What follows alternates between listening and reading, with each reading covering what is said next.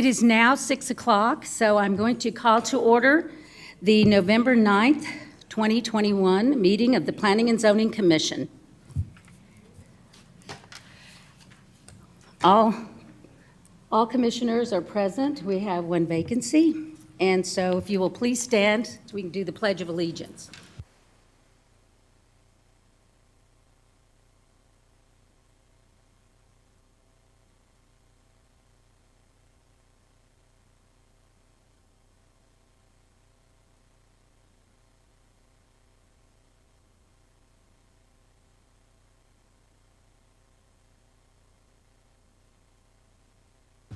The next item on the agenda is a citizen comment period, and we're limited to 30 minutes total.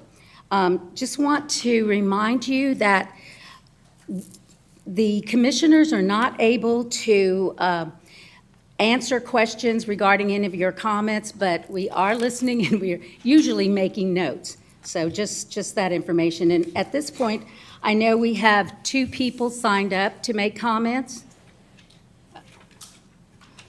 Mr. Poole?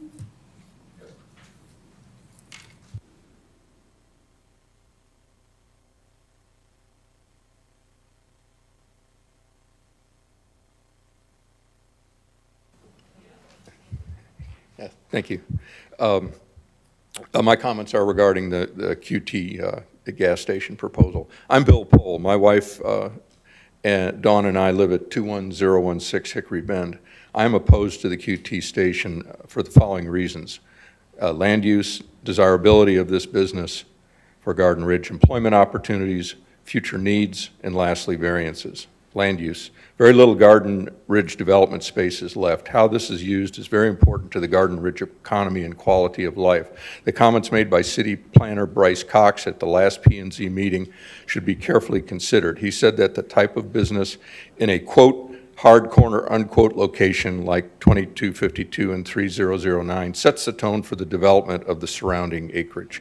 I have had a hard time imagining a large corner gas station being a magnet for a nice restaurant or professional office space located behind it. It will more likely attract other similar businesses such as quick change oil shop, fast food, etc. I don't think that is what residents have in mind. Garden Ridge does not need another gas station and convenience store to meet its needs. There are plenty of both nearby. QT wants to develop this corner because of future development outside Garden Ridge along 3009 and 2252, not to directly serve Garden Ridge. The QT station will not be a destination like a restaurant or professional office. It will be a quick stopping point for gas and a snack. Garden Ridge should focus on attracting businesses that will benefit its residences. Desirability of the station itself. When the QT in Schertz opened, to my knowledge, there was not a flood of new customers. It was just another gas station. Compare this to when Magnolia Pancake House opened around the corner. Try getting a seat on Sunday morning. That restaurant filled a need and a want for its residents. Quality of life is very important to Garden Ridge residents. The QT station will be a 24/7, brightly lit, large concrete pad. On the other hand, quality retail, professional, or dining space can be attractive, not 24/7, and dark at night. QT, in its presentation a couple months ago, emphasized the extensive security system it will employ because of their experience with crime. I doubt that these measures are needed for quality retail, professional, or dining space. Equal employment opportunities. We should choose businesses providing good employment opportunities. I visited the Schertz QT and counted 4 to 5 employees at the time. I estimate that 30 to 40 people work at Magnolia Pancake. A professional office complex or restaurant would similarly employ a larger number of people. Future needs. As we head toward the future with fewer gasoline-powered vehicles, why are we making a key location a gas station? 10 years from now, QT might be a struggling business or a vehicle charging station. With Tesla up the road, I don't think that's something that should be ignored. Neither looks good for a marquee piece of Garden Ridge property. Zoning decisions have a long-term impact. We should look for businesses that will meet future needs. Lastly, variances. Garden Ridge has consistently opposed sweeping variance requests. The QT variance requests deal with environmental, Mr. Poole. I'm so quality sorry. of life issues. Your time is up. Thank you. The next person that has signed up is David McCormick.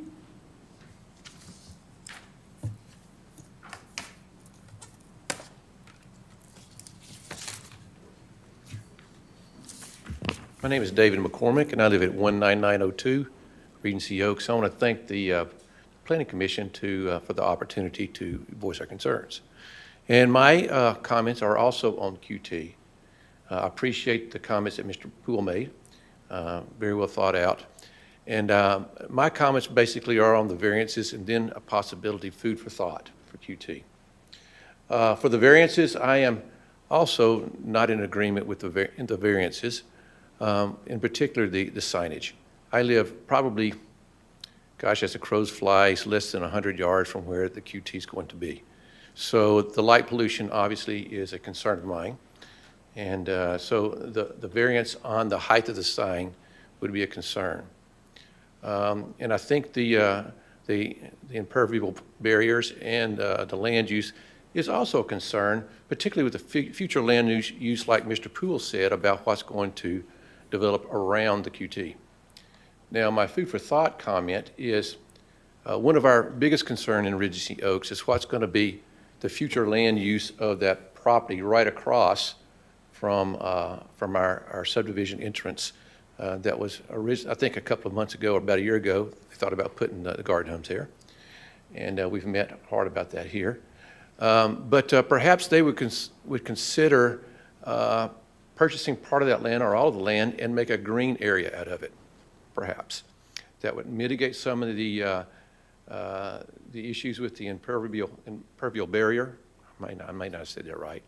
But it also would give us some reassurances that another industrial situation like the plant that was put up a few years ago, that was a very concern to us, the asphalt plant. So I would like to go on record saying perhaps they could give that some thought if they are going to go in there. And that ends my comments. Thank you. Thank you, sir. We will move on to the business items. 5A is approval of the minutes for October 12th for Planning and Zoning. I trust that all the commissioners have reviewed the minutes. And if no one has comments or changes, could I get a motion for approval? Make a motion to approve. Do I have a second? Second. So there's been a motion and a second to approve the minutes from October 12th. All those in favor? Aye. None opposed? Okay, thank you. Moving on to item 5B, items applicable to planning and zoning discussed at the November City Council meeting. There were two items that were addressed at City Council with regard to planning and zoning. The first one was the preliminary plat for Pension Mark that we submitted was approved by City Council. So that's one item. The other item was the resignation of Commissioner Porter. City Council also approved his resignation. So those were the two items. And I think several of the commissioners were at City Council, and then I trust the others probably watched it online. So those were the two items. Moving on to 5C,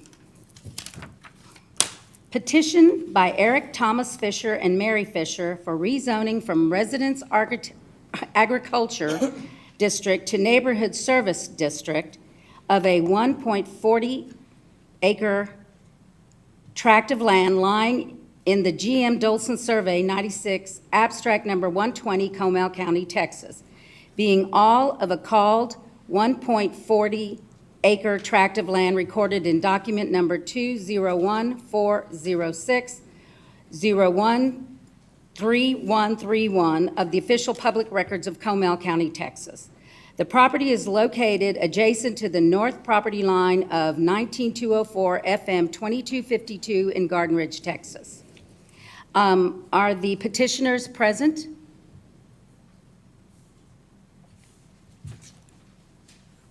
Mr. Fisher, Mrs. Fisher? No? Okay. That being said, I can open the public hearing to see if any of the residents would like to come and make comments regarding this request for rezoning. You can just come up.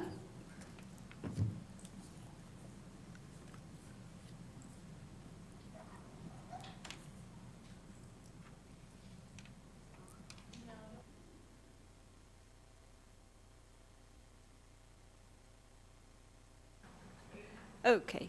Dawn Hatch, 8377 Twisted Oaks. My opinion is, I believe that the Fishers' application should be granted. I think what they want to do with that property sounds like it could bring some money in for the city, which we need. And personally, I don't have a problem with it, so I think it should be granted.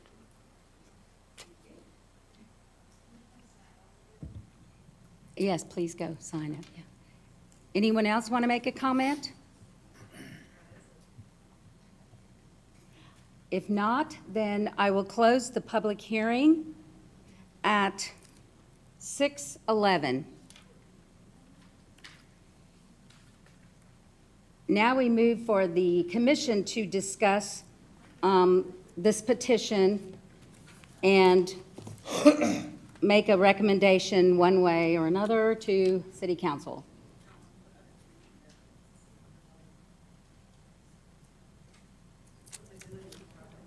Okay, so do I have any comments from the commissioners? Yes, I have some comments.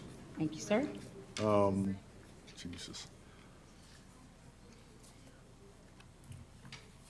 I'm sorry, but we can hear conversation in the audience. If you would like to step out and converse and then come back in, that would be fine. Thank you.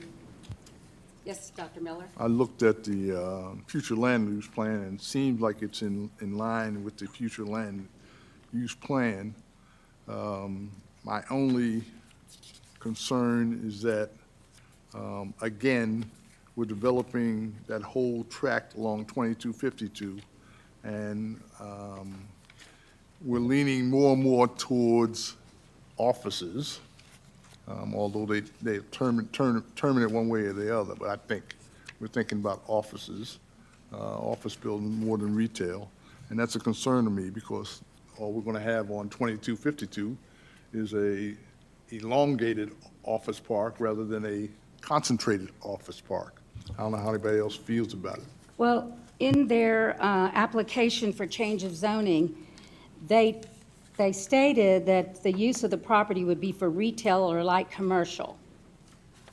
So, and I think they might have said some office, but they did say retail and commercial, light commercial.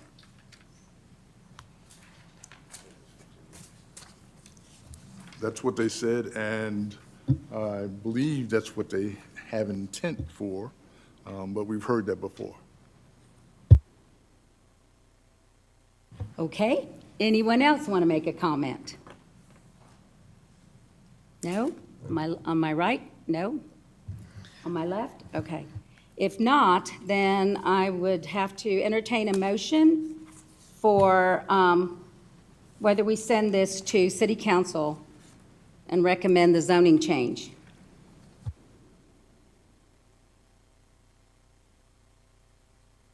Since it is in line with the future land use plan, I might be sounding hypocritical right now, but since it is in line with the future land use plan, I can't sit up here and say I would vote against it. So I make the motion that it goes forward to City Council for approval.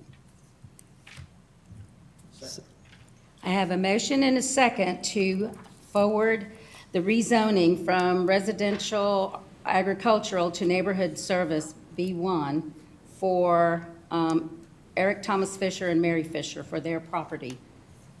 Is there any further discussion at all? No? All right, may I have a vote, please? All those in favor? Aye. Aye. Any opposed? Then the motion passes.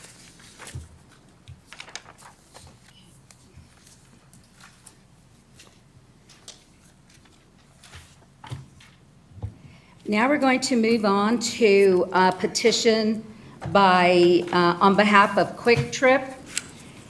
And I'm going to move this around a little bit. I would like to see if the petitioners or anyone from the Quick Trip petition is here, if you'd like to make a presentation.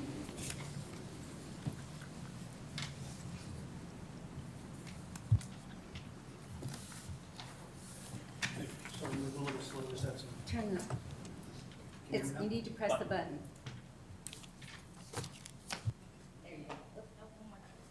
There we go. Can you hear me? Sorry, I'm moving a little slow. Just had knee surgery, so I apologize limping up here. Chair, Commissioners, thank you for your time this evening. Before I get started, I did want to say thank you to Nancy. We've had numerous meetings on this project from the very beginning, working with Tony Overman, the property manager or property owner, on the entire 13 acres and just trying to have a cohesive development that works for everyone so he can see his vision play out. We'll talk about that. I wanted to talk a little bit about Quick Trip tonight, just to let you know, those of you who aren't familiar with our company, and also talk about the variances in our offer. My name is J.D. Dudley, and I'm the real estate project manager for QT. So I've been with Quick Trip 18 years. I do all the permitting. I'm lucky enough to get up here and talk about QT. Started out in the stores overnights when I was 18, mopping floors, cleaning hot dog grills. And I'm lucky enough, I've been doing real estate now for them for close to almost 16, 17 years now.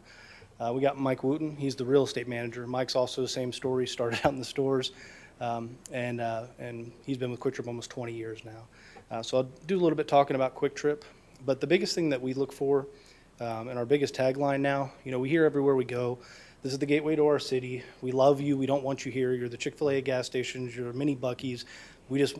And so we run into that all the time. And so we really want to separate ourselves from the gas stations. And what is a gas station versus a marketplace or a Quick Trip? There's a great example. You have one, lucky enough to have one right down the road in the city of Schertz. And I hope you've been there, and I hope you've seen with the employee appearance, basically the no facial hair, no visible tattoos, no hair on the collar, tucked in shirts. We run a very clean operation. And we do try to set ourselves apart from the competition by employee appearance, fast, friendly customer service, getting people in and out, and having a clean facility where you want to eat. I don't know if you had an opportunity to try our food. I'll talk about some of that later. But we'll go ahead and get started. Our biggest tagline is more than a gas station. And so that, again, is what we're trying to do. We're trying to set ourselves apart. And how do we do that? Well, we're a privately held company, and we've been around for over 63 years. So basically, every 20 cents of every dollar that Quick Trip earns goes back into the employee's pocket. We're actually the biggest shareholder in the company, owning 51%. So that's why that store's clean. That's why those employees are happy. That's why they're mopping that floor, and that's why they're selling those taquitos and making sure that people aren't on the lot that don't need to be there. It's because of the ownership that we have in our stores. We actually are 17 years now on the 100 best companies to work for. Currently, we're number 29 for privately held companies. Our CEO always says the other 29 cheated. Can't prove that, but we are number 29 now. A typical Quick Trip store, a store of this size, will create jobs about 20 to 25 per location. This store, I think, will probably be in the middle, somewhere between 22 to 25 jobs. We have manager positions. Those store manager positions start at about $87,000 a year, and they go up to $130,000. Now, the only way you can become a store manager, again, is starting out at the bottom, working your way up.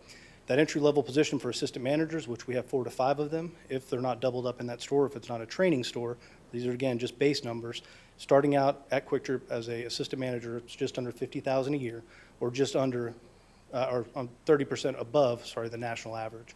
One of the things we did, especially with COVID and realizing that our store teams are stressed, people are working extra hours, especially our part-time employees, we wanted to incentivize them. So we raised our initial pay to $11.50 an hour, and then they can earn up to $13.50 an hour depending on how many hours they actually work. So the more they work, the more they get paid. Just like everyone else, we're having issues filling shifts, and we do have an ER program, but sometimes people call out. And so those employees have an ability to go work at the shirt store or anywhere else local within a certain distance to actually pick up an extra shift and pick up overtime or, again, earn additional money as a part-time employee. We donate about 5% of our net earnings every year to charitable organizations. Biggest one's going to be United Way. We also fund and sponsor the Folds of Honor 500. That's the Atlanta NASCAR event. However, we let Folds of Honor market that. We have, I think, a little sticker on the back of the car, but we do support Folds of Honor. It is one of our biggest contributors. We have the Patriot Golf Tournament every year. Folds of Honor, for those of you that don't know, basically it provides scholarships. If someone falls, defending our country, falls in the line of duty, we're going to get their spouses and children educated and get them scholarships to have continued education. Folds of Honor, in my opinion, is one of the best things we do, aside from Safe Place, which is kind of near and dear to my heart. I don't know if you're familiar with Safe Place, but all Quick Trips are registered safe places. We have signage posted, and what that is, it's for at-dangered youth. To my knowledge, there's not another competitor that I can think of that has Safe Place. I do know the only other registered safe places would be your fire stations. But basically, if you have an at-dangered youth, whether it's domestic violence, runaways, whatever, they can come to our store. We'll get them help. Our employees are trained. We have a spot in the store where we can actually bring them, get them something to eat, something to drink, until the authorities arrive or whoever we need to call to help facilitate that. We have 900 stores, and last year alone, we helped over 600 at-dangered youths with our Quick Trip facilities. When we talk about store security, there was a comment made about, well, if your use is so desirable, why is your security the way it needs to be? Well, we help 600 at-dangered youth that may be in some trouble. And then on top of that, we care about our employees. Our security system is a direct reflection of our employees, whether you're Walmart, grocery store, or anywhere. We put most banks to shame with what we have, and we do that because we love our employees. That's why we have such a souped-up service, and I'll touch a little bit more on that later. Chester Cadgett was a founder of our company, and sadly he passed away a few years ago. His son Chet took over, but Chester was a man of many great quotes, but my favorite one is, if you're not taking care of the customers, you better be taking care of the people that are. And again, that goes back to how we treat our employees. And our core statement, is provide opportunity for employees to grow and succeed. Core values are very similar to what you see. Be the best, focus long-term, never be satisfied, do the right thing, and do what's right for Quick Trip. History of Quick Trip, and not going to go too much into detail, but basically we just opened our 900th store in Tulsa, Oklahoma, and we're pushing towards 1,000. For those of you familiar with Buc-ee's, they beat us for, basically they usually beat us, we come in number 2 for cleanest bathrooms. Last year we beat them, and then they beat us again this year. We're number 2 again, but I think that's important because they're a favorite of mine when I'm road tripping, when a Quick Trip's not in the area. I think they do a really good job. I think everyone knows what their stores look like. And so for us, it was a badge of honor to say that we were able to come in number 1 and win that honor. So I'll get into the property. Basically, you have a track here. It's a 13-acre tract at 2252 and 3009, and we are trying to develop on the hard corner. The owner, Mr. Overman, has a vision for this entire property. One thing, and kind of the underlying tone you'll hear tonight, is the variances that we're requesting, impervious area. All of that is necessary to have the town center. The ridge is what they refer to it as. Where we're going to come in, we set the tone. We are a preferred user. We're not a typical gas station where we will have sit-down restaurants that want to come by us. It's not just an auto use industry. They know that we're going to have traffic that people are traveling on 399 are going to turn in. They're going to come in. They're going to get eyes on their site. And we are complementary use, not just to fast food and discount tires and those types of things. We do have people that do like to come in around us that are such as sit-down restaurants, retail, and then again, I have some pictures to show you of the developers' idea for the remainder of the 13 acres. And I can tell you from us setting the tone, Tony got a lot of outreach for that corner. He had a lot of options on that corner. He chose us. So he came to us and said, we want to set the tone, we want you to come in. And for the vision that he has for this property, it's amazing. And I don't believe he would do that thinking that he was going to handcuff the rest of his 13 acres. I do want to show you. It was originally Apple Creek Station. It has been renamed to The Ridge. They thought that would be a better name, a better fitting name. Again, this is all conceptual, but you have the Quick Trip on the hard corner. We do have the white stacked Austin stone on the building to give it a hill country feel. It's 100% masonry. We don't have any stucco or anything on the building. But again, the rest of it is just going to be more conceptual in nature to show you what it could be and how it could develop. Now again, with the 33% impervious cover, it's impossible. We'll never get a town center like this, and it's just not.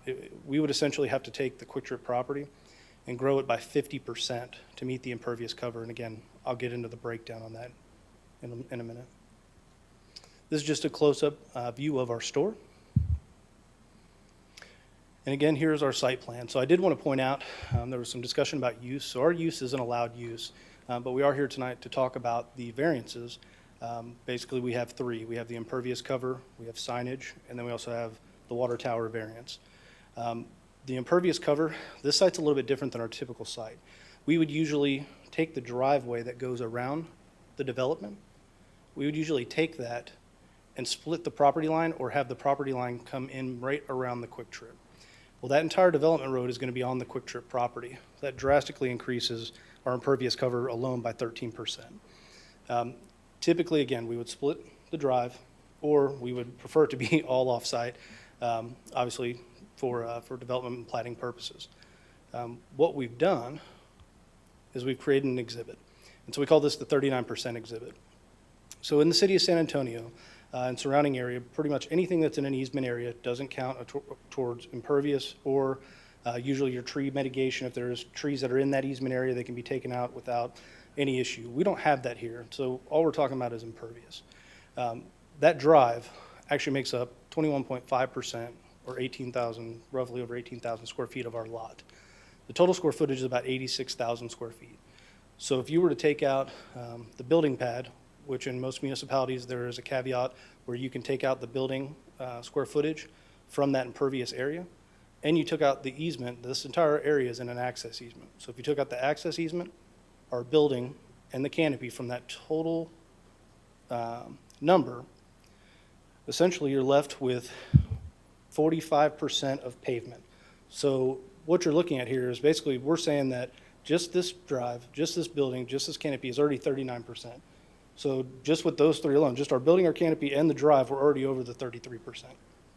So we would essentially have a grass driveway around the store. So we're at 39% just with that. However, if you were to take just the concrete in this area that's around the store, it's about 45% of impervious area, or 12% over what's allowed by code. So really, we feel if the code was rewritten, if it had the stipulations that some of the other ordinances that we encounter have, where you can take out the square footage of the structures, the habitable structures, the accessory structures, and areas and easements, we're really looking at about a 45% impervious area. So we're really, letter of the law, it's more, right? Because the reality is our property line is where our property line is, and the reality is the code is what the code is now today. We can't change that. But by our calculations and what's similar in other cities and things that we've encountered, if we were able to have that ability to discount those areas, again, we would be 12% over what's allowed by code. On the signage, we did pay extra for the corner lot, and obviously part of that being a convenience store, we definitely need to be able to advertise our gas price because cars, they're going to shop wherever gas is cheaper. We do have a great offer for our food, but if people aren't hungry and they just want to buy gas, they're going to look for the cheapest that's out there. Because we're on a corner lot, we did want to have two signs. And then the third sign is actually the opening sign. Again, that would be the Ridge sign. So it's not going to have any advertisements. It's not a multi-tenant sign. It's just an advertisement for the 13 acres for the entire Ridge development. We wanted to have two signs, and our thought process, and maybe this isn't the right process, but we knew that you were allowed to have a sign that was 16 feet wide by 6 feet tall. We looked at the placement of those signs and what those signs would look like, and we thought it may create a physical barrier because if the width of the sign is longer and it's 6 foot tall, it's right in the profile of a car. So as those cars pull out of their driveway, they're going to have line of sight visibility. No matter what sign or what size you put the sign on, it's either going to affect eastbound or westbound. So what we thought was, well, let's do a smaller sign. Now, it's not much smaller. I'm not here saying we're going and we're shrinking it down to 40 square feet. But what we did was, if it allowed us 6 foot by 16 foot, we went to 5.5 wide by 15.5 tall, and we just turned it on its head and made it a little bit smaller than what it would be allowed if it were on its side. So that was the thought process, and it's about 66 square feet. So the majority of it, you have a base that's going to be on the sign because the sign has to be so tall for cars to be able to see it. But that's what gets it up to the 15.5 feet. And then the advertised area is only 66 square feet. And again, the sign is 15 feet tall. So even if you combine them, you would say, okay, combine the signs 30 foot tall and 125 square feet. That's the smallest sign that we typically build in this area, and both of those signs are smaller than the sign that's up the street at the Shirts Quick Trip at Rips in 3009. So it is going to be shorter. That sign, I believe, is 17'4", and the square footage is just under 100. So it is smaller than that. Again, the number of signs is what's really important for us, and that is why we have the requests that are in front of you today. So it's just to maximize visibility on both frontages, to get the height instead of the width, to not block the cars, and then also to get the Ridge sign at the intersection. I'll move on to the final variance. Oh, and here's a rendering of the sign so you can see this is a little bit better. So again, we were allowed 16 feet by 6 if this was laying down on its side.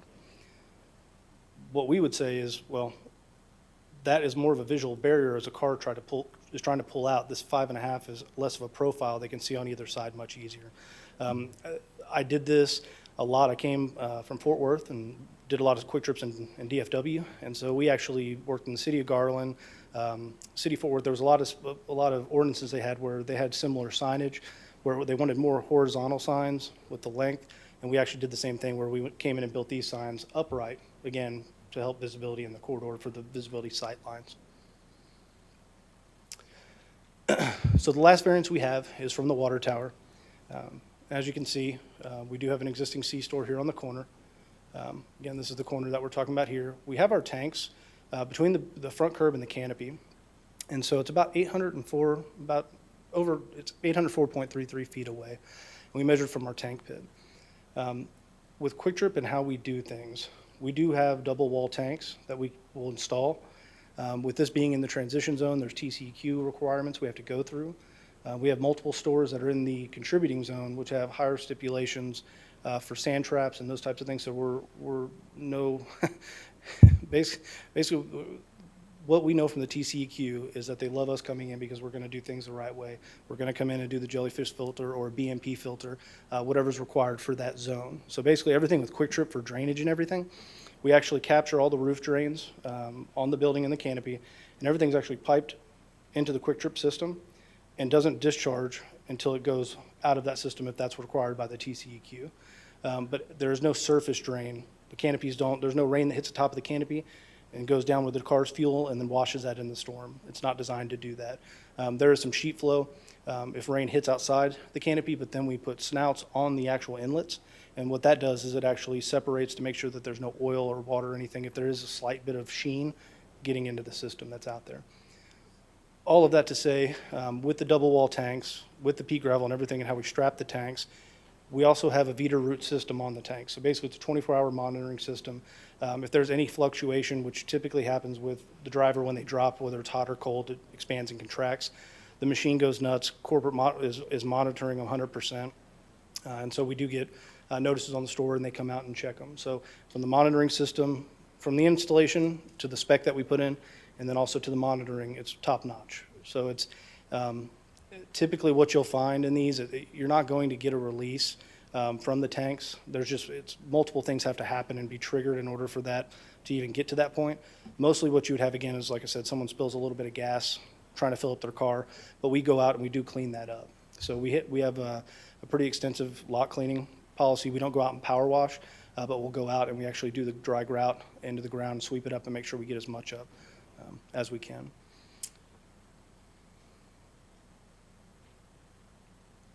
Just to touch on store security, and I'll be very quick on this last little part.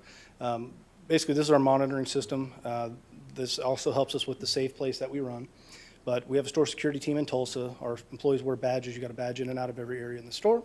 And then to get into the check stand, back rooms, anything. So I will tell you, we run a store security plan on every store. And so this is just a few examples where we have light poles and we have the gas columns. And so we run a security plan and a photometric plan to make sure that each area has adequate lighting and that each area is going to have a line of sight by a high definition camera on a 90-day DVR.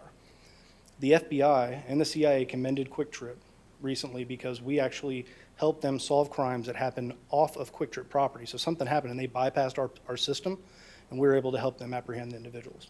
So again, we take a lot of pride in what we do, not just because of what happens on Quick Trip property, but what happens in the communities that we work in. One thing that was mentioned, I did hear a mention of the actual lighting. One thing we do in this area, because I live here, Mike lives here, we live right down the road, down 3009, and we're very sensitive to how things need to be developed in this area. And so one thing we can also look into is doing a dark skies type store. We'll commit to doing something like that if that is something that you would like. Basically, it's a 3,000 lumen bulb. It's different. It complies with dark skies, but it's not that blue light that can actually mess with wildlife, bats, or any kind of birds or anything like that. But we can shield them from private view, and we can make it to where they're not going to have any overspill. The other mention of our signage. So there's no issue with our signage. It's not a neon sign. It's low-intensity backlit LED. Again, you can drive up and see the sign at Rips at night. It's a pretty tasteful thing. We don't have flashing. It doesn't change. And so we definitely try to make them look as classy as we can. But again, if lighting is going to be an issue, that's definitely something we can talk about. The thing that sets us apart, and again, I don't know if you tried our food or been to the station that's down the road, but in my opinion, this is what sets us apart. We do about two times what our competitors do inside store sales because of the food offering that we have. And it's not just roller grill items. It's not just the hot dogs and taquitos. It's our Quick Trip kitchen items. We have flatbread sandwiches. Our pretzels are out of this world. We do barbecue. It's actually, I use my smoke pit every weekend. And when I heard we were getting barbecue, very apprehensive because I'm like, okay, how good could it be? And I challenge anybody to go up and try one. If you don't like it, I'll pay for it. So it's pretty good. Our pulled pork is good and chicken. So we actually smoke it for about 14 hours in our facility. They pull it all. We go through about a tanker truck of charcoal every 3 days. They pull it, they put it in 2-pound bags, they ship it out to the stores, and then we sous vide it in the store to bring it up so that it doesn't dry out. And we have the tacos as well, brisket tacos. Our breakfast pizza, we started putting chorizo on this, and I'll tell you, it's got all the sausage and bacon and white sausage gravy on it. I always say it's so good it'll change your life. I just don't. It's a once a week, maybe once every other kind of week thing. But again, it's a different food offering. We use Amoroso rolls on our subs. We have the Italians, fresh made to order. You can do grab and go. We make those in the store as well. But again, our competitors don't have this, and I would put our fast food up against anybody. I mean, obviously I'm impartial because I'm a quick tripper, but there's a few staples that we have: our grilled cheese, our Italian grilled cheese, our gourmets, our Cuban sandwich. I mean, I would just say go try our food. It is good. It's not gourmet food. We call them gourmet grilled cheese sandwiches. It's not gourmet, but it's pretty darn good fast food. Oh, I'm sorry. We do have healthy food. So we do have the wraps. We do have salads. We do have fruit cups. We do have the power packs, protein packs. They're just not obviously as fun to talk about.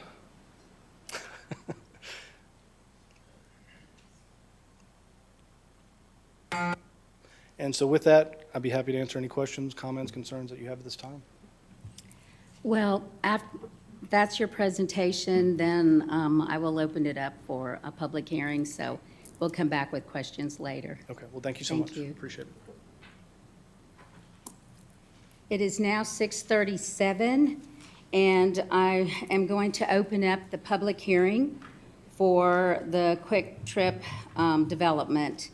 And so if you'd like to come up and make comments, all you have to, you're limited to 3 minutes.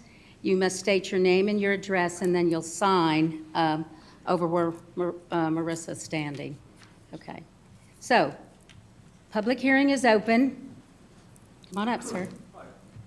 So I sign after the comments, correct? Oh, I'm sorry, one other thing. If you made a comment about, for the two individuals that made comments earlier with regard to Quick Trip, I don't think you can do them again. Oh, they can? I stand corrected. Okay, go ahead, thank you. Thank you, ma'am.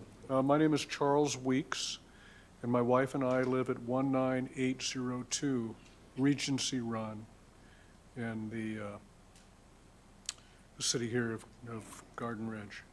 So I'd like to first state that my disagreement with the movement of the QT here to this location. And I have a couple of concerns. The first one has to do with safety. Those of us that live in Regency Oaks, right next to 2252, there's a lot of traffic already on that road that comes in from I-35. Oftentimes, if there's a traffic problem or congestion on I-35, the traffic is diverted and they come right down 2252, and it makes it almost impossible to get out of Regency Run. Now, looking to the future, if that gas station is established there on that corner, I would anticipate an increase in traffic on 2252 and a corresponding impact on the safety of our citizens as they travel that road, making that right turn out of Regency Oaks and left turn in. So I'm very concerned about that. My second item of concern has to do with one of the things that the city of Garden Ridge is very proud of, and that's our water system. Now, the regulation, I understand, states that there needs to be 1,500 feet of separation, and yet the request for variance is for 800 feet. Now, that's almost 50%. I would recommend that you seriously consider denying that request. We have, for years, had a superlative water system here in Garden Ridge. There's no reason for us to take risk in this particular area. And lastly, I'd like to mention that we don't need QT here. We don't need them. We can go 2 miles down the road and get all the gas that we need. As a matter of fact, there's already a gas station there on the corner of 3009, the Shell station, and 2252. We really don't need another one. The people of Garden Ridge, we can go down 2 miles down the road and get all the gas we need. That concludes my comments, and I thank you for your time. Thank you, sir. Anyone else?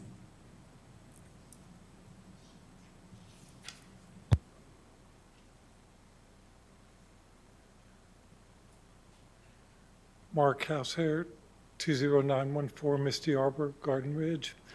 I want to take the other side of that. And listen to the presentation.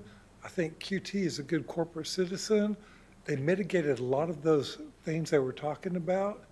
And I want the retail tax in Garden Ridge. I'm tired of all of our money going to shirts. And the other thing is, we can do this. That is an acre, but they're going to bring in other people, and we'll have restaurants and stores that we want. I mean, somebody's got to take that corner. That looked like a good suggestion to me. I think they're going to do it right. They've done it in other cities, and I think they play by the rules. Thank you. Thank you. Anyone else?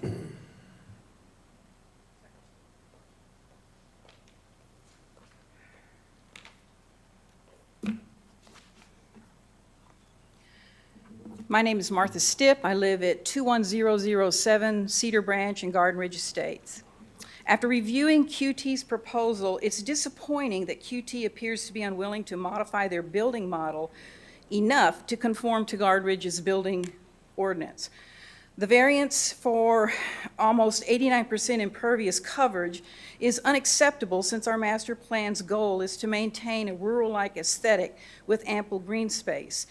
Trying to spin that it's 45% coverage by omitting the roads, the canopy, that doesn't work for me. It's still impervious coverage. Concerning the variance to place underground petroleum holding tanks is an even more concerning problem. There has been a potential, that gives you a safety potential to our water source. Edwards Aquifer Authority has set the requirement that the underground tanks be at least 1,500 feet away from a well. QT is asking for 804 feet. That well is an open portal into a very fragile aquifer system. We are in the transition part, very close to the recharge zone.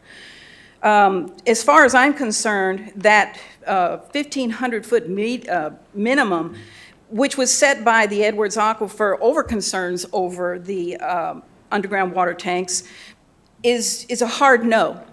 It should not be, it should be not allowed. Even a tiny pinhole leak can release hundreds of gallons every year of gasoline into an aquifer, which could pollute hundreds of thousands of gallons of water. That would be making a serious health issue for many people, not only in Garden Ridge, but surrounding cities like Schertz. The Edwards Aquifer is very fragile, permeable stratus. The city sits in the artesian part, and we need to protect that. Knowing this, should we even allow new gas stations to be built on the northern part of Garden Ridge? Do we even need another gas station?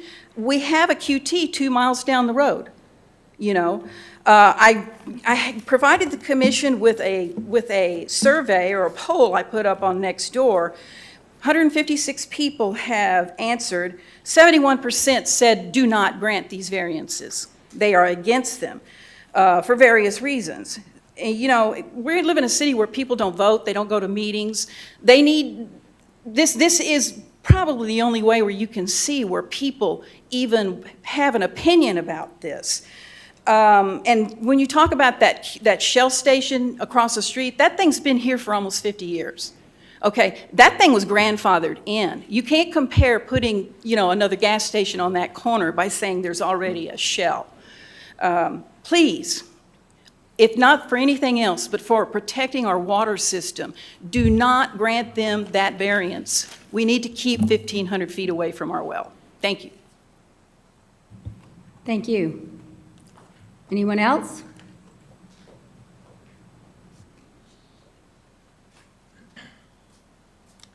Good evening, Chair, Commission.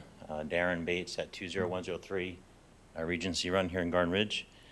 I do have a couple concerns, more or less seconding what Mr. Weeks stated as far as the safety issue. But first, I think it's interesting how Quick Turn seems to fund the Safe Place piece, where it's almost an attractant for activity like that, kind of like a self-licking ice cream cone. I would also state, kind of like what I want to summarize, is that to take care of the customer, I would recommend that Quick Turn maybe move outside the perimeter of Garden Ridge. Just this past week, my daughter, and you can witness the marks down there now on 2252 before turning into Regency Run. There's about 150 feet plus or minus of 18-wheeler tire tracks where my daughter was trying to make a left-hand turn into our development, noticed the sound, rear view mirror, saw the truck coming, and noticed on her side view mirror the smoke. She had the situational awareness to continue on so the truck didn't hit her. There are close calls that are out there all the time, in addition to a lot of debris, rock-type material that I tend to avoid as I drive to work every morning that I know can also be a major hazard to motorcyclists. On the topic of motorcyclists, on homecoming night at Davenport, not this past Friday, the previous one, I was driving home in the waiting in a left-hand turn lane at about 11:30 at night, and heard some kind of crunch and grind. My wife was in the passenger side and said she saw something flip. Well, needless to say, to fast forward, I pulled forward to see what was happening. By that time, moments later, I was engaging in first aid to help the motorcycle rider that wrecked that past week, and he actually died yesterday in ICU. So that is the second death that I'm aware of, to back up to the shooting that took place at the Shell station, where the lead there was killed. So that's the second death at that corner, and multiple accidents since then. In addition, I'd like to highlight the human trafficking and sex trafficking that I hear about that takes place closer to I-35. I-35 is a line of communication running from Mexico to Canada. There's a lot of stuff that happens on corridors like that, and I think a Quick Turn will highlight, no pun intended, that kind of activity to move closer to where we live in Garden Ridge, where we're here for a way of life and not just a place to live. Shortly after moving into Garden Ridge, feeling that I spend a lot of time shopping for a place in Garden Ridge, a lot of time. And actually I was pulled over by the police because I was through the neighborhood so late at night just to see what it's like, because I knew I was going to spend quite a bit of money to live here. Well, sure enough, the first Martin Luther King weekend that I was here, my tough shed got broken into and I had thousands of dollars of equipment stolen. I think that a Quick Turn will invite more type of activity that will invite that type of illicit activity that can take place.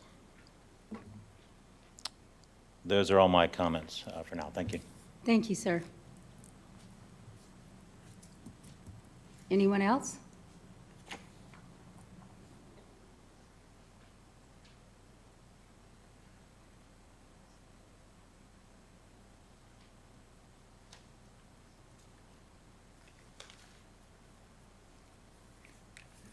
Good evening, Chair and Planning and Zoning. I'm Ken Kniper. I live at 8891 Chaintal Road. I also referee volleyball for middle school and high schoolers. This year I got an opportunity to do 2 games, 2 nights in a row in Navarro.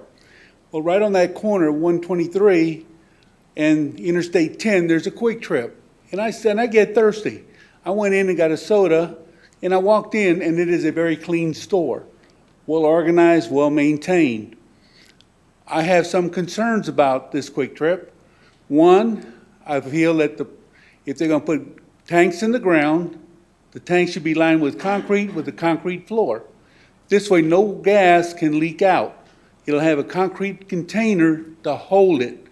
at least 6 to 8 inches thick, sides and bottom. The signs don't bother me. I think the impervious cover they're asking for is too much. It needs to fall more in line with what our city ordinance has already got in it. It should have more impervious coverage. I have no problem with their sign. Vertical signs are better than having them spread out over the ground because it's harder to see around that type of sign. So I have no trouble with them being vertical. As far as increasing crime, I don't see that happening. Even with our police officers stopping routinely at the Easy Mart, crime does happen.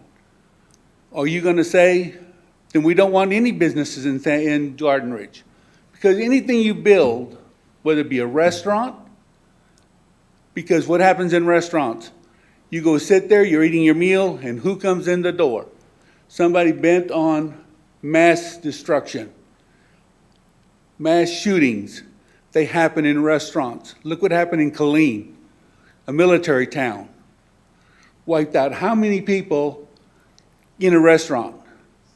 So you're gonna, you can't limit and just say because it's a facility, it's gonna bring in crime. Safe zones, we got one right outside our building right here. It's a safe zone. Who monitors that? Our police department. What is it for? It is so if people want to exchange children who are in a child custody event, they can do it there because it's in view. Their spouse cannot say, well, you mistreated me, you yelled at me, you did this and this and this. Or if you have a road rage incident, you can pull up to it and then call 911 and have the PD and they can see what's going on. They can review your security cameras. So having a safe zone is a good thing. And I don't have a problem with that. I think it's a good fit for that intersection, but I just think it needs to be modified to where it protects, one, the aquifer. One, that well does not belong to Garden Ridge, it belongs to the City of Schertz. We've asked the City of Schertz to move it and they say no. Thank you very much for your time. Thank you, sir. Anyone else?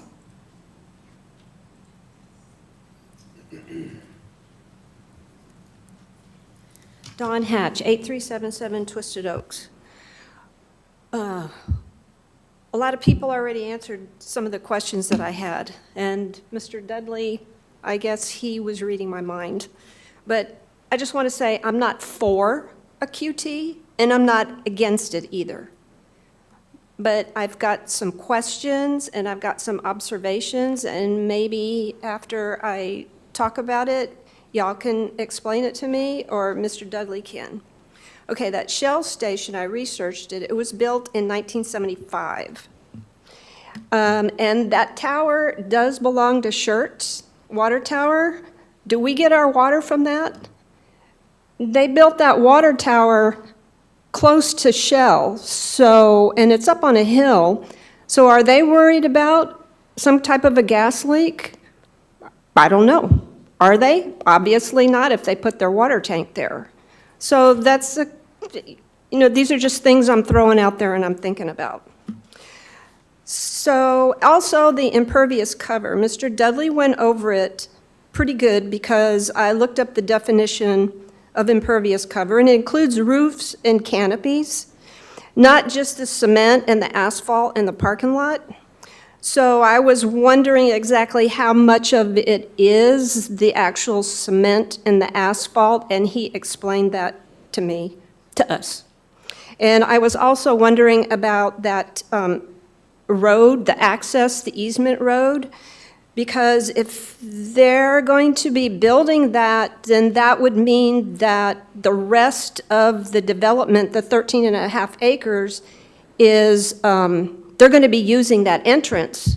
So that's going to be there one way or the other? I don't know. That's a good question, too. So the QT is almost 5,000 square feet. And I know that some people have been talking about grocery stores such as Trader Joe's, which is anywhere between 8,000 and 15,000 square feet for a store, which is 3 times more impervious footprint. So that would mean a store like that would need more land, which therefore would take up perhaps some other stores that want to come in there, if that makes sense. And also, the master plan says the corner is a gateway to Garden Ridge. Personally, I don't know if it is or if it isn't. I've never thought of it as a gateway. I always thought that this building was like the gateway, the center of Garden Ridge. So anyway, if the city's going to allow a market that sells gasoline, please make it a QT, because they are not owned by a big refinery. Thank you. Thank you. Anyone else?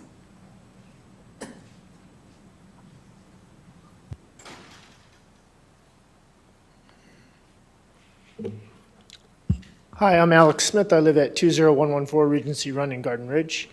And I've been listening to the discussion and many of the comments, and you know, I can see both sides.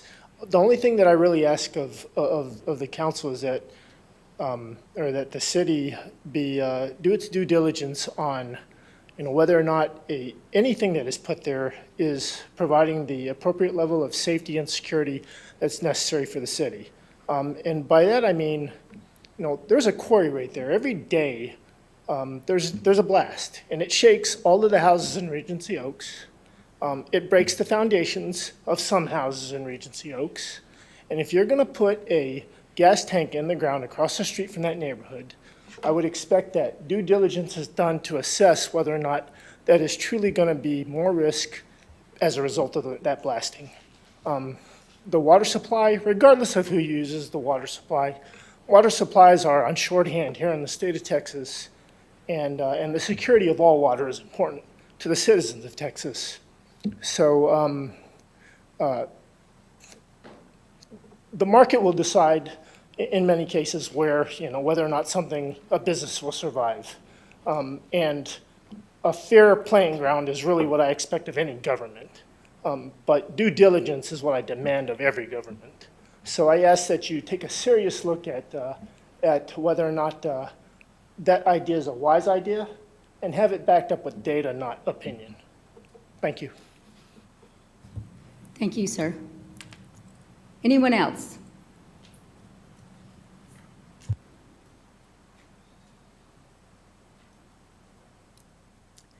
My name is Jeff Jerome. I live at 20745 Wall Lane here in Trophy Oaks. And a couple of things I wanted to add to what's already been said, to echo what he just mentioned about underground storage tanks and secondary containment, which is always a great idea, maybe not always required. But between the quarry, my point I was going to add is the railroad tracks that come through there. I grew up first 18 years of my life 5 doors down from railroad tracks. And if my father didn't work for the railroad, I'm sure he would have swore a little bit more than what he did to our brick home. But from the railroad tracks, and the time I've been here, I found a lot of structural damage to my house that I can contribute to both the quarry and the railroad tracks. Another thing about the underground storage tanks is not just the distance to the city tower and well, is the elevation. You know, the Quick Trip property is already at a lower elevation, closer to the aquifer than what the actual tower is. I don't know how deep that well is, but the underground storage tanks will be even deeper than that. And even though the Veeder-Root system is a great system, I've used it at a couple fuel sites that I've managed, it is monitored off-site. And you have a response time when a leak detection is, you know, detected. Other thing of concern is traffic control. I hadn't seen anything about deceleration lanes into the property or acceleration lanes out of the property. And I'm fearful that I'm sure I will see coming out of there, where I see everywhere, traffic coming out of Quick Trip back onto 3009, wanting to cross 3 lanes to make a left turn to go down 2252 toward 1604. Yeah, and that's going to be a great traffic hazard. I've seen too many accidents right at that intersection in the last 3 years. And the last thing which has been said, between the existing gas station and the new Quick Trip up the road, there are 6 other fuel stations and convenience stores between this one and that Quick Trip. And for the abundance of traffic that comes down 3009 to make that left turn every day, regardless of congestion or accident on I-35 on the interstate. There is another gas station, in Garden Ridge toward Bracken that is on that lane of traffic going that way. So those are just some things to consider. Thank you. Thank you. Anyone else?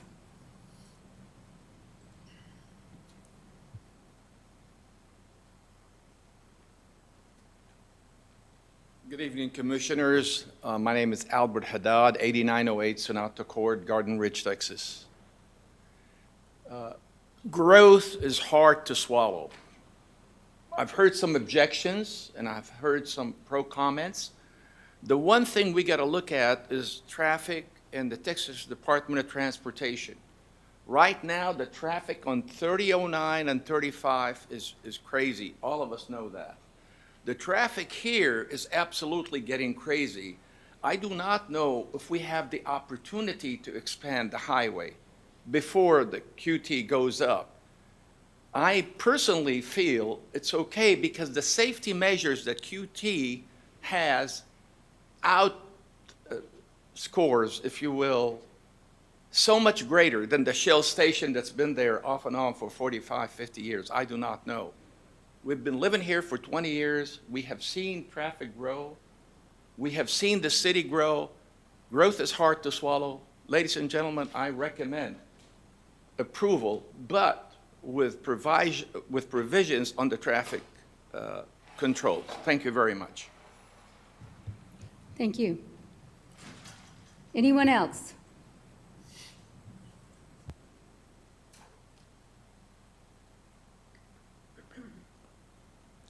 My name's Ginger Perry, and I live at 9903 Catherine Glen. I would probably be the second closest house to the QT. I am absolutely against this. I'm concerned about the noise, the traffic, security, the lighting, and the fact that it would be open 24 hours a day. I enjoy my privacy. I enjoy being able to sit out and enjoy a glass of wine with my husband, and I don't want that to be changed. That's all I have to say. Thank you. Thank you. Anyone else?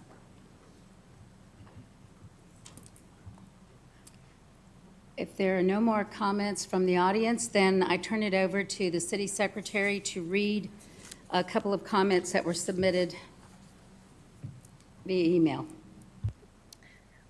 Thank you. I do have two that were submitted. The first one is from Astrid and Steve Wisser, 9902 Catherine Glen. Thank you for the opportunity to express my concern with the 3 requests for variances to Ordinance 13 by J.D. Lee Dudley on behalf of Quick Trip. I would like to address all 3 in order. Impervious cover. Our current coverage limitation of not more than a third is for, I believe, 2 reasons. First being to support a septic system. If in fact QT is bringing in a city sewer system, I can see why this restriction wouldn't apply. But I believe equally important is that it allows for each developed property to maintain an appealing open area. Everyone in the neighborhood is restricted by this variance.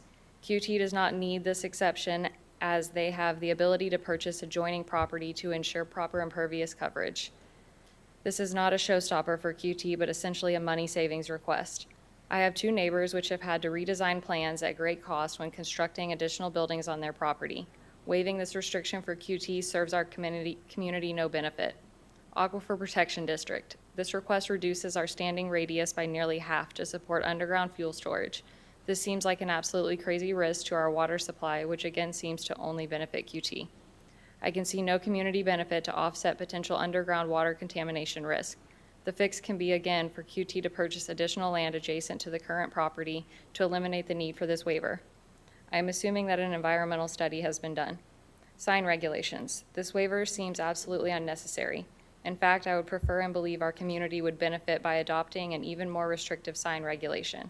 QT wishes to post their standard size signage. There are many beautiful communities in Texas which expressly forbid signs of particular size, height, and color.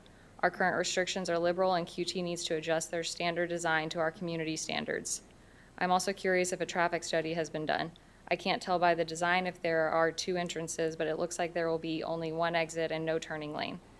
I hope the council realizes that with the heavy traffic and already dangerous intersection, it's a disaster in the making. On a more personal note, I would like to add the following. I, like many people in Garden Ridge, purchased my home with consideration of the current zoning laws and ordinances. I felt assured that the feel and composition of my neighborhood would remain a bedroom community. It was a primary consideration. I also loved that Garden Ridge was close to so many conveniences just 2 miles down the road near I-35. It's a bit disappointing the amount of traffic transiting our small community over the years, but accept that it is a wonderful place and we enjoy living on the edge of the hill country. However, I feel like the consideration of changing our zoning laws and ordinances is a bait and switch. As mentioned, our current zoning laws and ordinances have brought a unique feel to our community, one that most people can immediately feel like a breath of fresh air when driving over the bridge on 3009. It feels like you are entering the hill country. I emotionally and physically relax when I know I'm almost home and the hustle and bustle are behind me. This feeling is no accident. It is designed into our zoning laws and ordinances. I understand our community will benefit from an increased tax input from this change, but I believe it will have an unequal disbenefit to our community. My home is very close to the proposed QT. I recognize that many people will not personally be impacted once in their neighborhoods. This is absolutely not true if your neighborhood is Regency Oaks. The QT and the change in our ordinances will fundamentally change our neighborhood. Keep in mind that the east sector of 2252, the stretch right outside of Regency Oaks, will remain a bottleneck with its narrow 2 lanes. It also serves as a detour route for I-35 and is heavily used by the quarry's 18-wheelers and asphalt trucks. However, the westbound sector of 2252 will be widened to a 4-lane road with a median, sidewalks, bike lanes, and new traffic lights. Yet Regency Oaks will not only carry the burden of a highway-sized gas station and the increase in traffic, but also deal with all the possible businesses a gas station will attract, businesses that no one wants in their backyard. I realize a popular vote at the council can override our minority considerations, but I plead with the council not to change our current ordinances, which will only put the quality of life of our residents at great risk. It will change the feel of our community and specifically change the essence of my neighborhood. It will not offer our community a benefit of conveniences that can't be attained to. We would have an experience even better than the wildest of our dreams. We were met and welcomed with wonderful, caring, and compassionate neighbors and community members who are willing to assist you when you're sick or hurt, help with safety concerns when trees and brush have fallen during extreme weather, or even check on you during a winter storm to see if you are managing well with basic needs. I remember being welcomed via the Grapevine newsletter and even receiving a little welcoming postcard from the mayor at the time. A true heartwarming sentiment, a way of life, not just a place to live. Garden Ridge has proven this time and time again in the years I've lived here. We know and acknowledge there will be changes, they are inevitable, and have been flexible with the growth and increase in traffic that has come before us. I agree with my other neighbors in the concerns of a quick trip coming to the edge of the hill country. We ask that studies on further environmental impact and traffic studies be done in keeping with our community safety and standards. A concern of mine is that a huge shift will occur where the neighbors that love living and thriving in our Garden Ridge community will feel as if they are not being heard and start a mad exodus from our beloved city. One thing I know for sure in life is that we need to put in more than we have taken out. If value will be added by placing a quick trip in our community, we like to see this evidence through research for the city of Garden Ridge. A way of life, not just a place to live. Thank you for your time. Thank you. And at 7:09, we close the public hearing. So now it falls on the commission to ask questions. Mr. Dudley, if you have questions that possibly have not been addressed or by him during his presentation. And right now, I would like to focus on the variances. So, Mr. Dudley, you might want to just come to the podium just in case.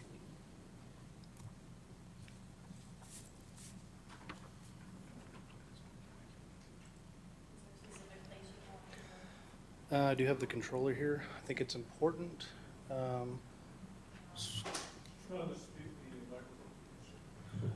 It's important to scroll down this exhibit here. This will be the exhibit.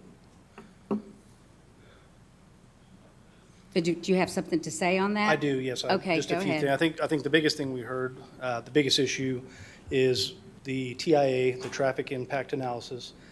driveway safety. We understand that there are going to be larger trucks that are on this road. One of the first things we did is we held a scoping meeting, and that scoping meeting basically was with TxDOT, Mr. Hoker, Will Lockett. They have the approval rights in this area. So we went and met with them, and basically they told us on 3009 and on 2252, they were going to grant one driveway each. It would be for the entire 13 acres. We went ahead and did a traffic impact analysis. We submitted that in. They came back, and they said we needed to put a deceleration lane on 3009. It's a little cut off on this one, I apologize, but you have a deceleration lane into this driveway here, and then you also have one here. We have not, so we basically submitted the TIA, locked in the driveway locations for the entire development. There's only the two driveways there with the turn lanes, the deceleration lanes.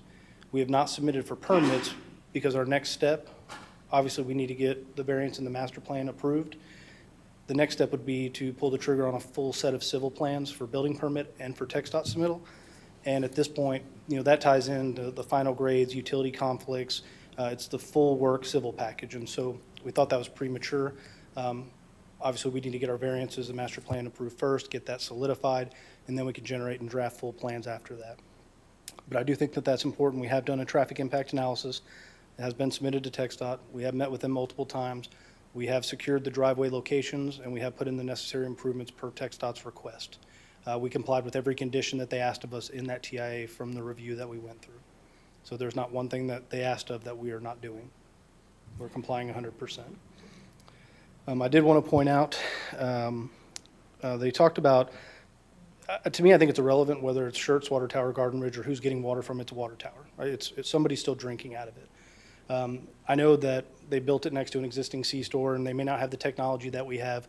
But I think the biggest thing on that is the Edwards Aquifer, who does not allow quick trip and recharge zones. We go to the contributing zone, we go to the transition zone, has a map that allows us to go in here. And we are allowed to go in here because of the safety features that we put on it. I know the Vita route system does go to Tulsa. It is monitored by Tulsa, but the alarm also sounds in the store. And you better believe it's allowed, and the store manager is aware of it as well. So if there's any variation, you're notified at corporate, and you're also notified here. But with the measures, the EAA allows us to go in this zone, and we're adjacent to the recharge zone. So whether there's a water tower there or not, the water tower is drawing its water from the recharge zone, but they're saying we're allowed to go here. And if we're allowed to go here with the safety stipulations in place, I'm not sure with how the water traverses through the recharge zone, they feel it's safe, aside from the water tower being there or not. So to me, I think that's just one of the biggest things with the water tower itself. I think, a lot of things were said about, well, we can go 2 miles down the road, and you can. There is a quick trip down there. Good luck sometimes in rush hour getting over there and getting back. But the bottom line is the tax dollars don't stay here. Your tax dollars are going to Schertz and not fixing your utilities, not extending your sewer, not extending your road. And that's the other thing on this one. The comment was said, well, what about the impervious cover? Why is it 33%? Well, the reason it's the same in Dripping Springs, I believe it's 60%. Well, it's 60% because they don't have sewer, and you have to have basically impervious area if you don't have sewer. So we look for those types of variances too because we extend sewer to the site. So you're right. If the intent of that 33% was to keep the development small and especially allow for the septic field. Well, sewer is going to be extended to this site. Water's coming down and wrapping the site. We're bringing those utilities in, and that's why we also felt that the impervious area necessarily wasn't as important here because we don't need an acre, we don't need 26,000 square feet of green space for a septic field because we will have a sewer line that's extended down to us that wraps the property and eventually feeds everything going down 2252. As far as the tanks go, again, on the technology of them, it's not one little hole that's going to cause an issue. It's got to go through, they're double wall steel tanks. It's got to go through that. They're monitored. It's a very sophisticated system. I do understand the comment, I actually had never heard that before, about having the larger trucks driving over or driving in the area and how that affects, or railroads, how that affects it. We have numerous stores, I can think of 3 or 4 off the top of my head, that actually abut railroads. So the trains literally, you have a 10-foot, 20-foot setback, and the railroad's right behind you. It's running every day. Keller, Texas would probably be the best example of that. We go ahead and, if you look at our building foundations and the pads we pour, sometimes are 10, 12 feet deep. Canopy columns are 6 to 10 feet deep. We use a pier system. And then our concrete spec alone is anywhere between 22 to 28 inches total subgrade. So that's from rock to stabilization. Into our concrete spec alone, most fire fire lanes are supposedly, 4 inches to 6 inches, and they're 300 PSI or 3,000 PSI. Our standard spec is 8 inches. We do 6 to 8, and they're 4,000 PSI, and we can put in rebar, and we do joining depending on the system. So we overbuild these things, and we usually get called battleship type specs. So we're doubling a fire lane spec across the entire site. Our building pad is set from the tank pit, from the tank shoring, everything we put in, we go above and beyond what is required. And again, we usually double most fire lane requirements to our entire site. I would like to point out Safe Place. I would disagree that Safe Place is going to be a driver of crime. It's for endangered youth to come in and have a place to be safe. I already explained with our monitoring systems and what we have on site. If someone's going to commit a crime, they're not doing it on Quick Trip. They're not going to do it on Quick Trip property because they're going to get caught. It's a safe place, and we're allowed to be a safe place for a reason, because those people are able to come and be in a safe place and be taken care of. I can tell you from personal experience, working overnights in the store, I worked overnights for almost a year, and the cops became some of my best friends. We give free drinks to police. It draws them in the store. I understand that there was an issue across the street, but again, they don't have the security system that we have, that most people in the industry would have, that would prohibit something like that from happening. And if we were there, we may have been able to help with that, with picking it up with our security system. Just a few more things. Just the thing I heard about a refinery. We don't own a refinery. We had an opportunity in the 70s. We didn't buy it. Again, we run gas stations and convenience stores. And so we don't have our own refinery. We get our gas like everybody else. We put our ingredients in it. It's top tier rated, so it's really good and guaranteed. But again, we don't have our own refinery. I would like to point out our next step, if we were to be approved by Planning and Zoning and Council, our next step would be to go to the Water Board. So we're looking to essentially buy water rights and then give them to the city. So that's our next step next week, if we're able to have, well, I guess we wouldn't be at council, but we'd go to the Water Board to get that approval, to get those water rights, to be able to give those back to the city. Touched on pretty much everything. Environmental geo was another one I heard. As far as environmental assessment, so we do a phase 1, phase 2 on every project, no exceptions. And so we do some preliminary phase 1 on our sites. On this one, we wouldn't kick off a full environmental assessment. So we look at everything from endangered species.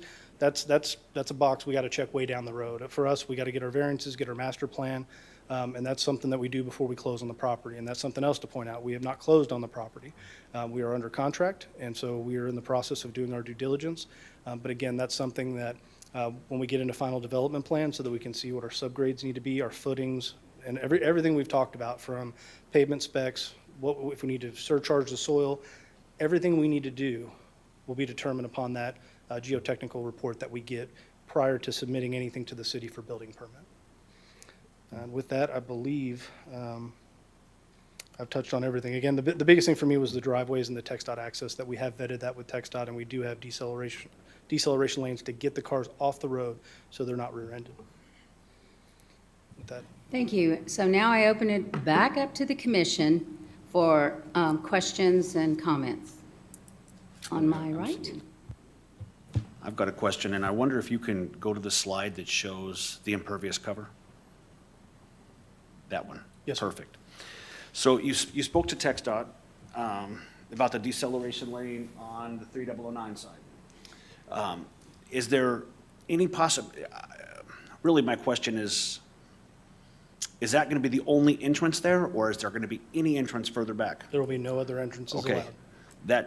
That's what I was wondering. And then, obviously, I believe on the 2252 side, the property goes far enough down 2252 that there's possibly going to be another entrance there. Hard to say. The owner would like to, but we've been told no. But, and I'm not talking about your entrance. I'm just talking about access to the whole facility, the whole 13 and a half acres? So based on spacing and the speed limit, currently, it would require a variance, which we've been told by Brian Hoker and Will Lockett that it would more than likely not be supported. Say that one more time. Based on the speed limit, you have to have a certain amount of spacing, and there's not enough frontage to get it in there without requiring a variance.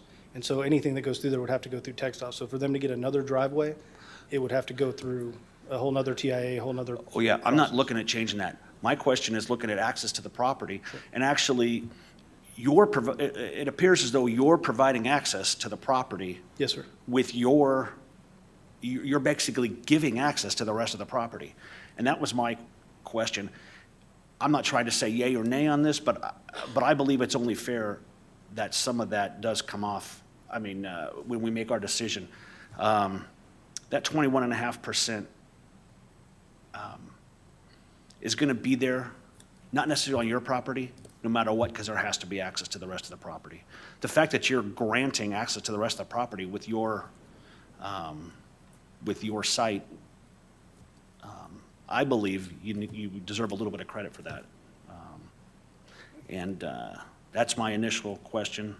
I'm going to leave some questions to everybody else. Well, if I might pick up on, so just to be clear, the entrance to the rest of Oberman's planned development for the rest of the 13 acres is going to come in either off 3009 or on 2252 for the back of your property and up this side over here on off 2252. Yes, ma'am. That's to be clear. Correct. To me, that is, you got a traffic hazard there with just people trying to come in and get gasoline going through that. I can't believe TxDOT wouldn't allow something further down. I mean, the speed limit is 45, isn't it, through there? And so people trying to get in just to get gas is one thing. People trying to get in to get gas and then go up this way, go to the rest of the property. We think we have problems coming out on 2252, and then that's another thing. People trying to get out that weren't getting gas, but were at the rest of the, the development there, trying to get onto 2252, either to the right or to the left. I mean, I live in a neighborhood that, and I've lived there for over 20 years, that in the beginning there was no issue getting in and out of the development. Now, at traffic hour, you take your life in your hand if you don't sit there for 5 minutes. And people do not like sitting for 5 minutes. They think it's a half hour, but that is, to me, that is an accident waiting to happen beyond the intersection, even if you push it further down. I cannot understand that. The other thing is you've got, on the drawing that shows the proposed signage, which is a pretty decent-sized drawing, you've got a lot of parking spaces around, and there are parking spaces right up against that easement that go into the rest of the development, where you've got, I guess it's like a dumpster or something, and then there's, I believe, 5 parking spaces there. And then there's parking spaces all around where you've got the cars shown, the cars parking, and then the ones in the front. And this is just me talking. I know you don't have, right, a restaurant area to where people come in and sit down and eat and stuff. It's kind of a come in and get it and go. We have outdoor seating, but no indoor Okay, seating. but very small. Correct. And no inside seating, based on the quick trip that I've seen in Shirts. Correct. Okay. I'm surprised at the number of parking spaces. I mean, again, that's just a comment for me. I'm surprised about that. But I have a real issue with the impact of traffic just going through your property to get into the rest of the development. Sure, and to talk about 2252, I mean, if the driveway spacing is an issue and it's getting them out onto 2252, we could definitely look at doing an acceleration lane. But one thing to keep in mind is the scale of our drawing, and so it's not like our neighbor to the right of us, to the west of us. The internal stack that we have here, I mean, you've got 35-foot. Basically, your typical fire lane spec for a fire truck, for emergency access is 24 feet. We surpass that in almost everything that's in here. So the cars have plenty of room to stack, not just on the drive aisle itself, but internally to Quick Trip. There's nothing impeding them. Once they get in, you actually have between the parking spaces a minimum of 30 to 35 feet backing into each other, 65 feet from the front to the pump, and then another around 38 feet from the front dispenser to the front curb. So all of the dimensions that we have are conducive to, and that's why TxDOT supported our project, because they know how our properties function, and because the internal stack that's there, that's what dictated how we designed the decel lanes, and that's why they didn't ask for any acceleration lanes or anything, because you do have plenty of cars that can stack internally trying to get out. That's just how our QTs function. We optimize our dimensions. No one else does that. Coming down into the San Antonio market before Quick Trip was here, it was an absolute nightmare working competition because if there was one delivery truck on the lot, you're not getting in and out, and cars are backing into the street. That's not what is going to happen here. Okay, so before I let go of the mic, are you planning possibly to do something on this site that you did in Schertz? Which, well, and you had to in Schertz because there's a median, so people cannot come out onto 3009 and turn left. Correct. So they have to go all the way around the property to exit by Randolph Brooks if they're going to go left toward 78 versus toward 2252.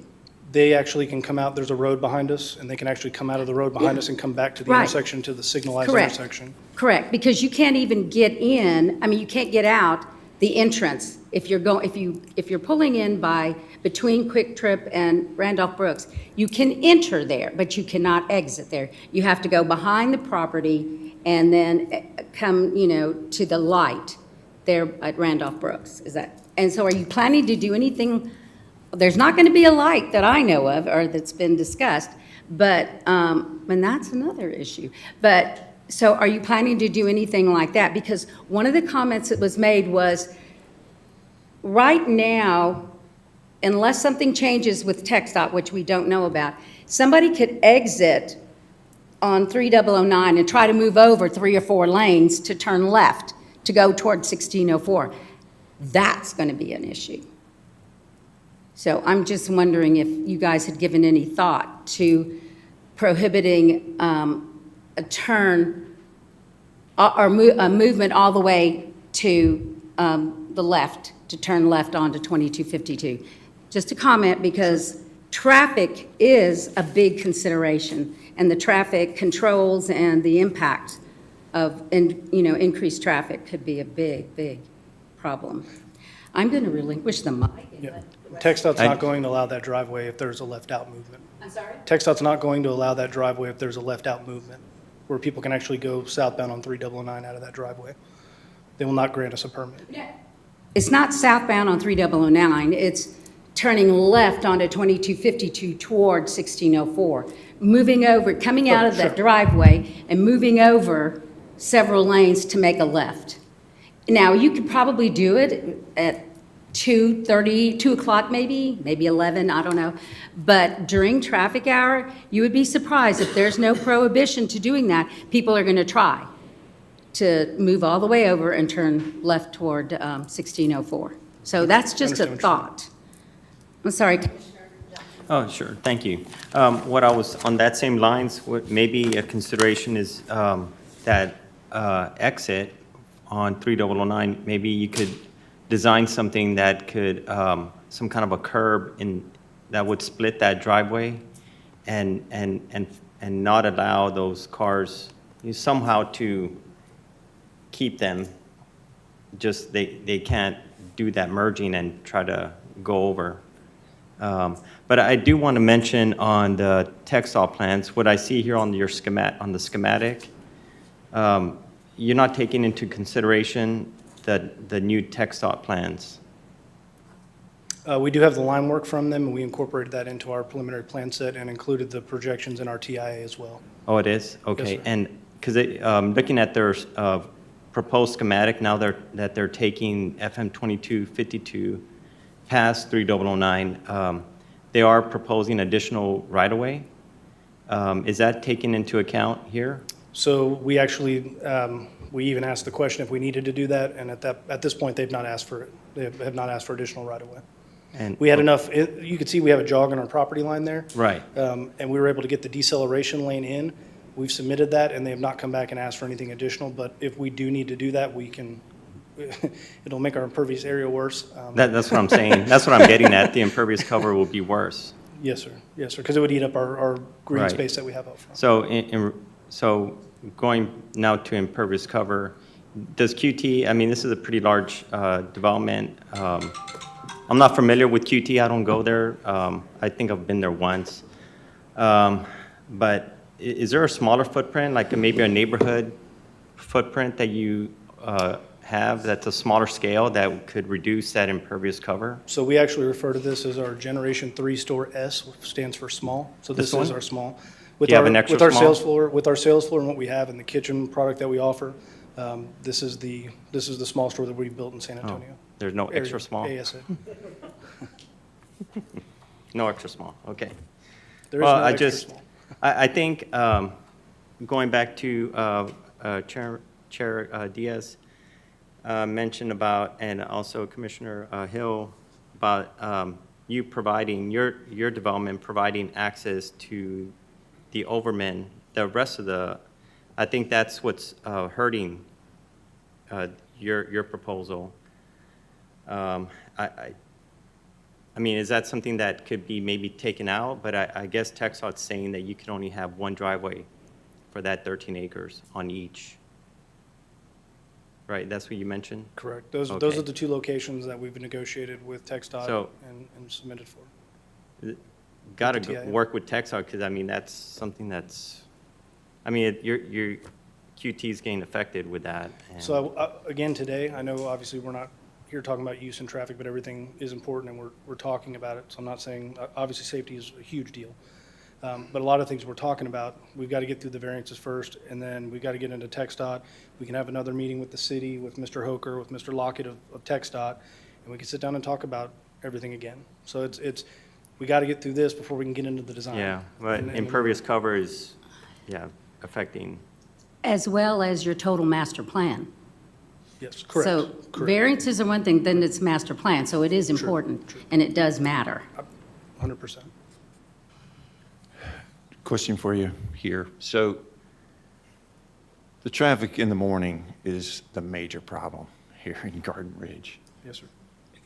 Well, in the evening too, right? But the morning, so you're providing breakfast items. Yes. Have you done a time analysis? I mean, is there the largest group of your patrons going to come in the morning? I guess my question is, do we just snarl everything up in the morning because people are trying to stop and get coffee and a breakfast before they try to get headed out? So I'm going to call Mike up here to talk about this, and the only thing I'll say is it totally depends on what side of the road you're on, what neighborhood you're in, what time those people are getting up, and what time they go to work, what the population is, the demographics, all of that plays into it. But Mike, if you come up here, Mike actually did the site selection.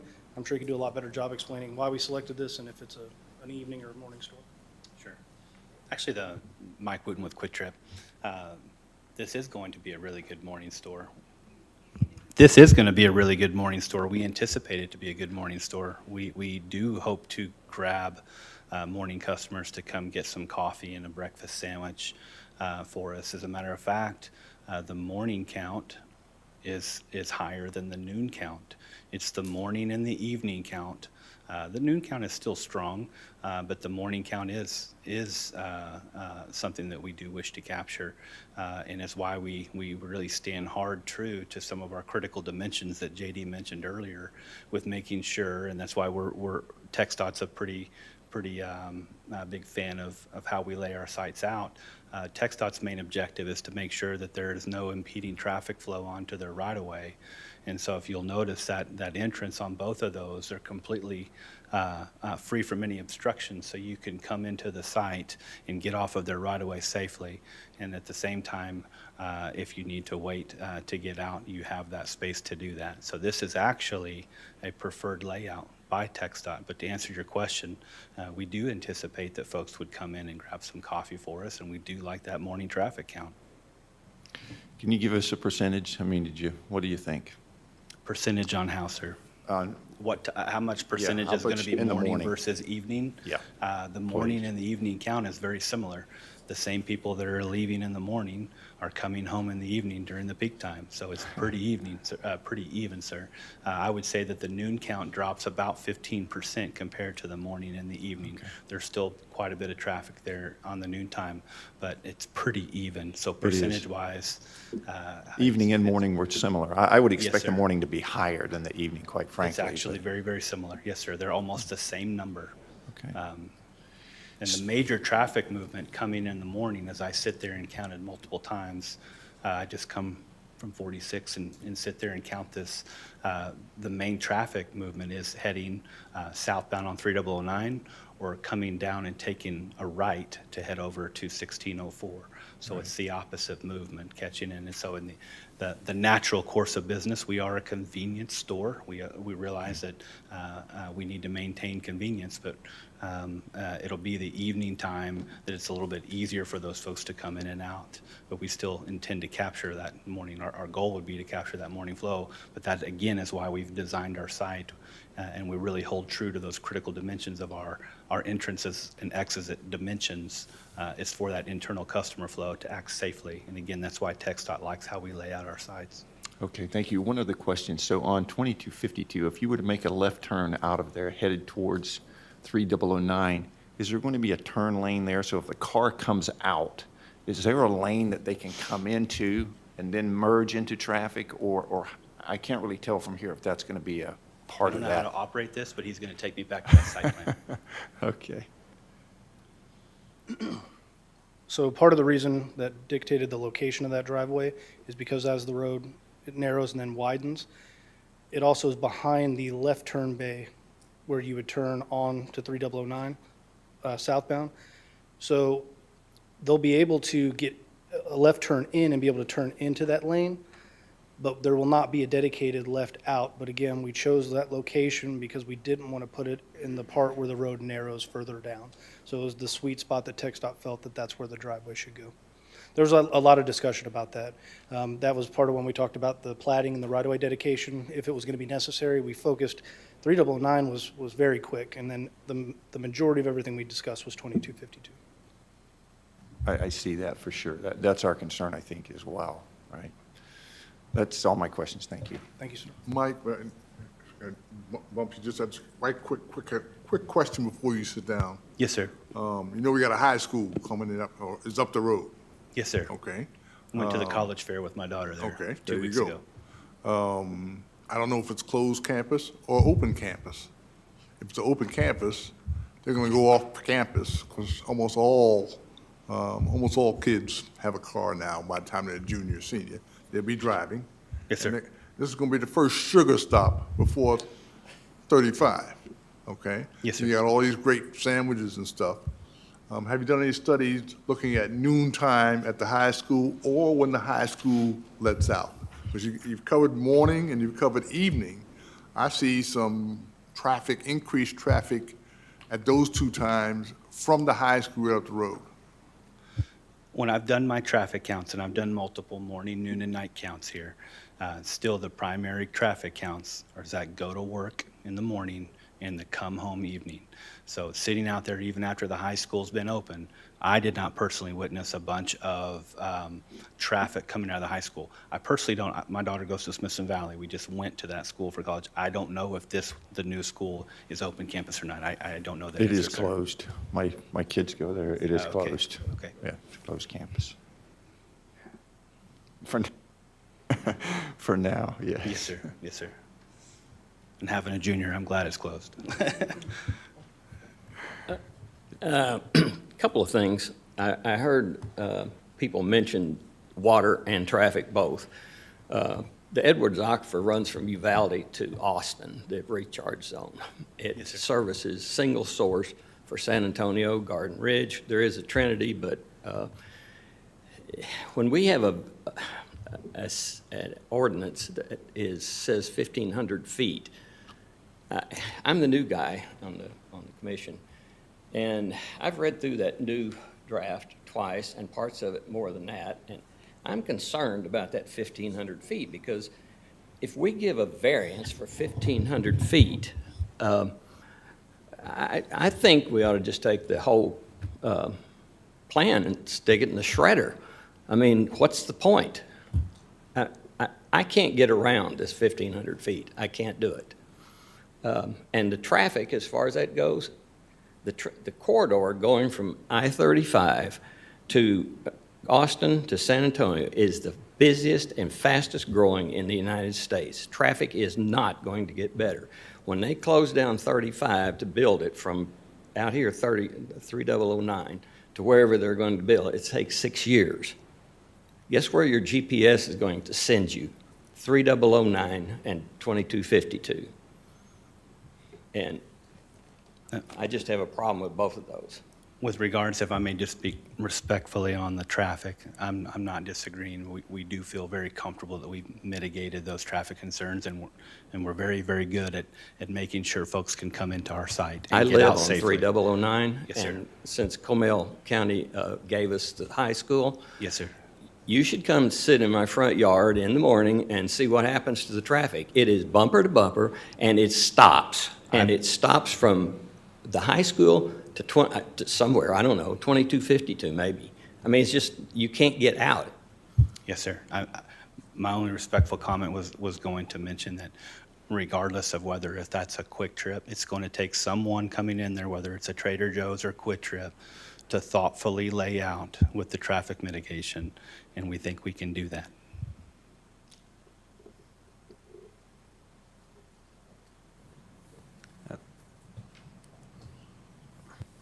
I think I may be the senior person on the commission. And for full transparency, I live in Regency Oaks, okay, right down the street. Yes, sir. So what my neighbors had something to say, I take to heart. Yes, sir. We also had a neighborhood, we call it a festival. We have it every year where neighbors all get together and we talk about stuff. I was buttonholed the whole afternoon with this thing, and luckily, because I wanted to hear what they had to say. The neighborhood is a long, narrow neighborhood, goes back into the area, okay? The things you heard from the people that lived up front would be different than what you hear from the people that live in the back. But we share some of those concerns, especially with the traffic. The noise discipline and light discipline, I'm halfway up. I don't have any problem with them. But I also have to hear them. I can hear what they're talking about, and I can understand what they're talking about when they talk about the noise and the light. I had problems with all the variances, okay? And that's why I said I wanted to be clear right from the beginning. The impervious cover, first thing I had to say is it's a gas station. You're going to have more impervious cover. There's no way possible you can lay out asphalt and a building and a canopy over the pumps and stuff without taking away and sacrificing something. Right off the top of my head, we're talking about, I think the ordinance speaks to about 33%.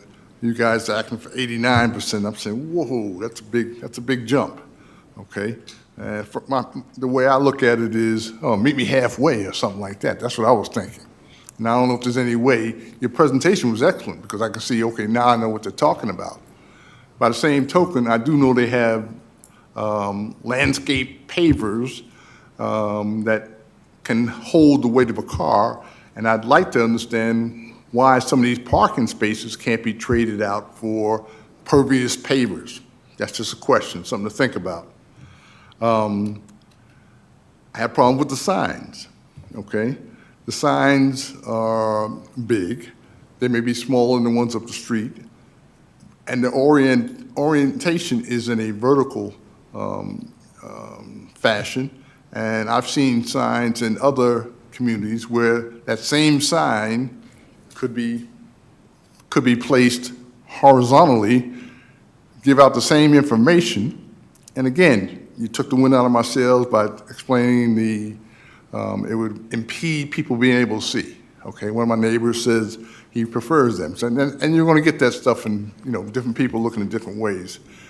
My feeling is, looking at one of them, if you're coming down 3009 from 35 and you have it sited on this side of the driveway, it will in fact impede people, possibly impede people seeing to the left or to the right.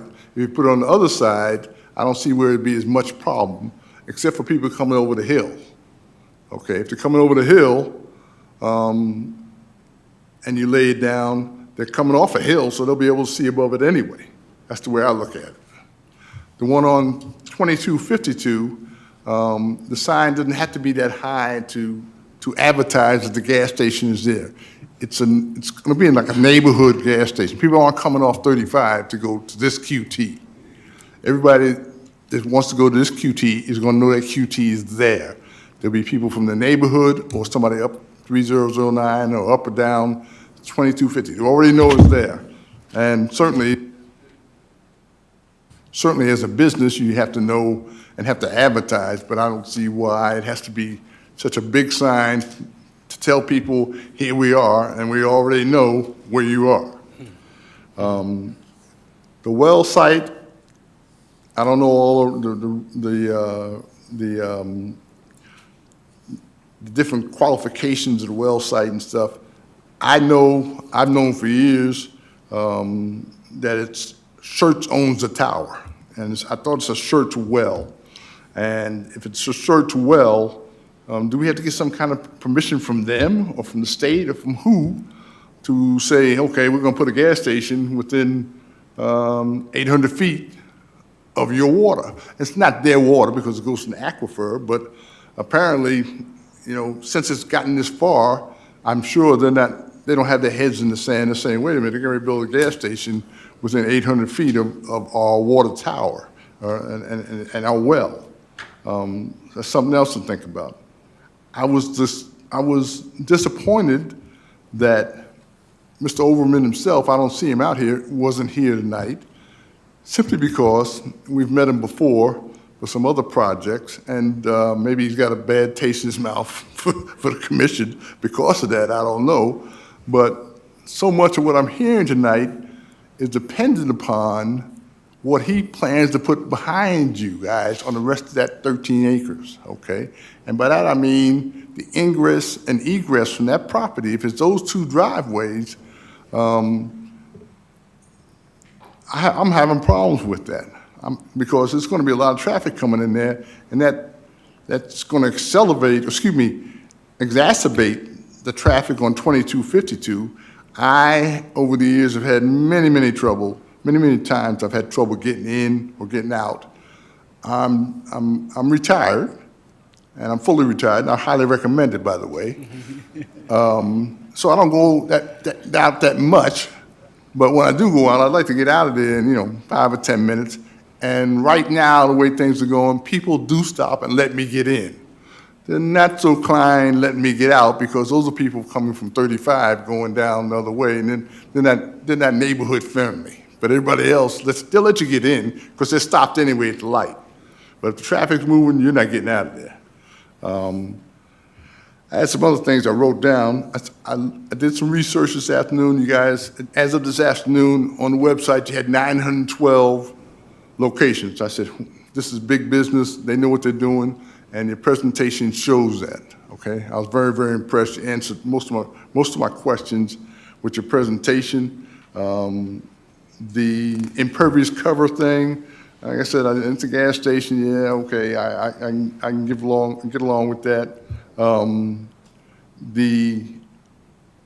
signage thing, I can get along with that. The traffic, the water, all those things kind of came up to a point where I said, okay, I can see where you're going, but I know there's another public hearing, and we are a recommending body, and we make a recommendation to the city council, and I can guarantee you there's going to be some of these similar questions when the city council hears your presentation, and I think it might be nice for Mr. Overman to be there because some of the questions are going to be about the rest of that property. It's a big piece of property. Understood. Did you say that you had a picture of the rendition of the rest of it? He did. He showed it earlier. So I didn't see it. the reason that Mr. Overman wasn't here, we did discuss whether or not he should be here because the master development plan was just for the Quick Trip, and that's what we were looking at. Everything he has is conceptual in nature, so to answer specific questions, it wouldn't have been really conducive to the conversation. We honestly thought that having the two driveways would be beneficial because I thought if we would have came in here with 4, that may be to our detriment. So I am a little surprised by that, but Tony would have been here if we would have known, but we really wanted to keep it specific to QT. And then, Chair, your question was the rendering itself. This is conceptual in nature, so you do have the entrance. It's going to be called The Ridge. They did hire a firm. They're going to rebrand it. I know one of the councilwomen kind of led them in that direction too, and Tony ultimately made the decision to brand it the Ridge. It fits more with the community, and obviously it's a better marketing name that he felt was a better marketing name. So this again is very conceptual in nature. It's evolved and changed over time. He has another plan, but again, everything's conceptual. I do know he has an idea for this, and I know we're putting a C-store at the corner, and most people think, well, you're not going to get a good development here.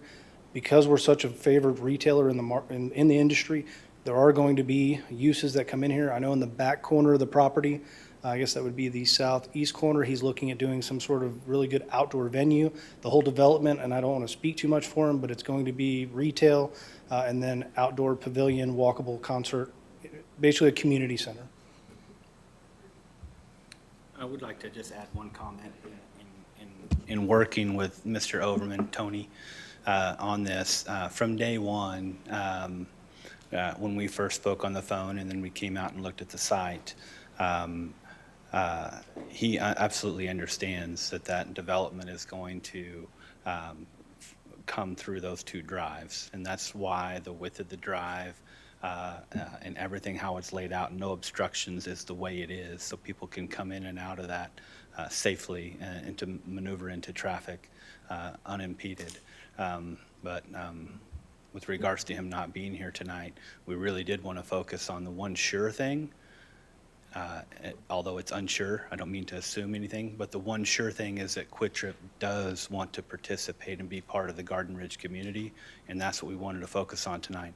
Everything else is conceptual, and until someone is ready to come in and present something more solid, we asked to not really do that. So that's our fault. We wanted to focus on QuikTrip because that's the one thing that we can answer to. If I may, I'd like to ask one question, ma'am. I'm sorry. With regards to the impervious cover, I believe that the impervious cover is actually being reviewed right now because regardless of the QuikTrip, with sewer coming in, it is recognized that it's not a sufficient impervious cover restriction. So I don't know what the new number is going to be, but I do understand that there is going to be a new number that's more conducive to see that develop. So our request tonight, I mean, we understand that the convenience store use is okay, kind of, because obviously nowhere on that development can you put underground storage tanks within proximity to the well. I don't know what the new number is going to be, but I'd like to at least understand a little bit more what the impervious cover restriction will be in the future, because that may change our request. Again, if we took out the building, the canopy, and the drive that's for the 13 acres, we're at 45%. Currently, it's at 33. We're not really far off from the impervious cover.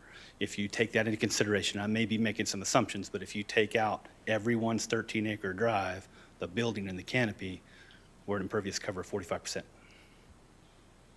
It's a little bit more palatable. I know it's not, I'm not trying to twist the figures, but that's our opinion on how we look at it. Answer any more questions you may have.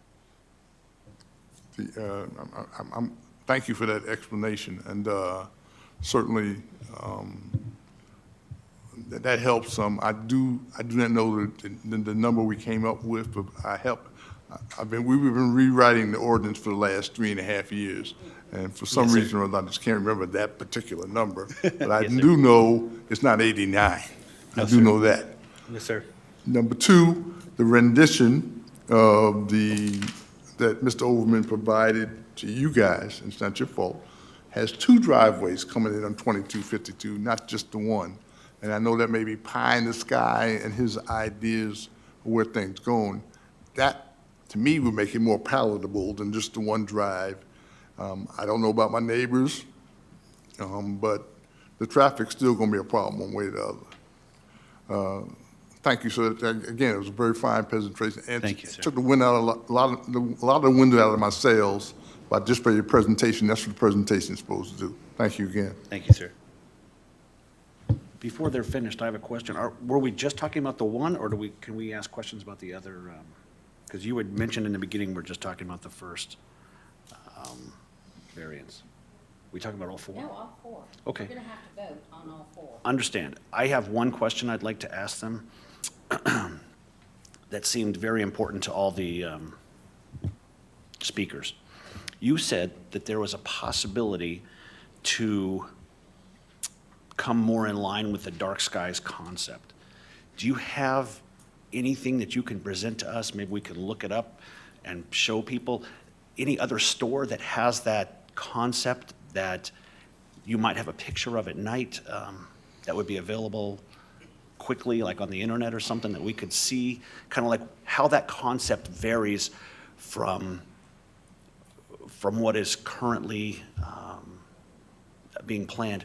I guess the issue is, I know for this community, the dark skies is a big issue and a sensitive topic.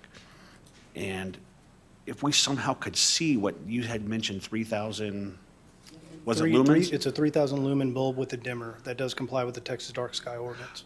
Okay, so that's what's already being put in. That's what would be put in. Typically, our bulbs, I don't want to quote, I think they're around 5,000, and they're a different light. They're more yellow, white than the orange. And then Right. again, we use the Patriot lights that project down, and we can shield them from view from Okay. right away.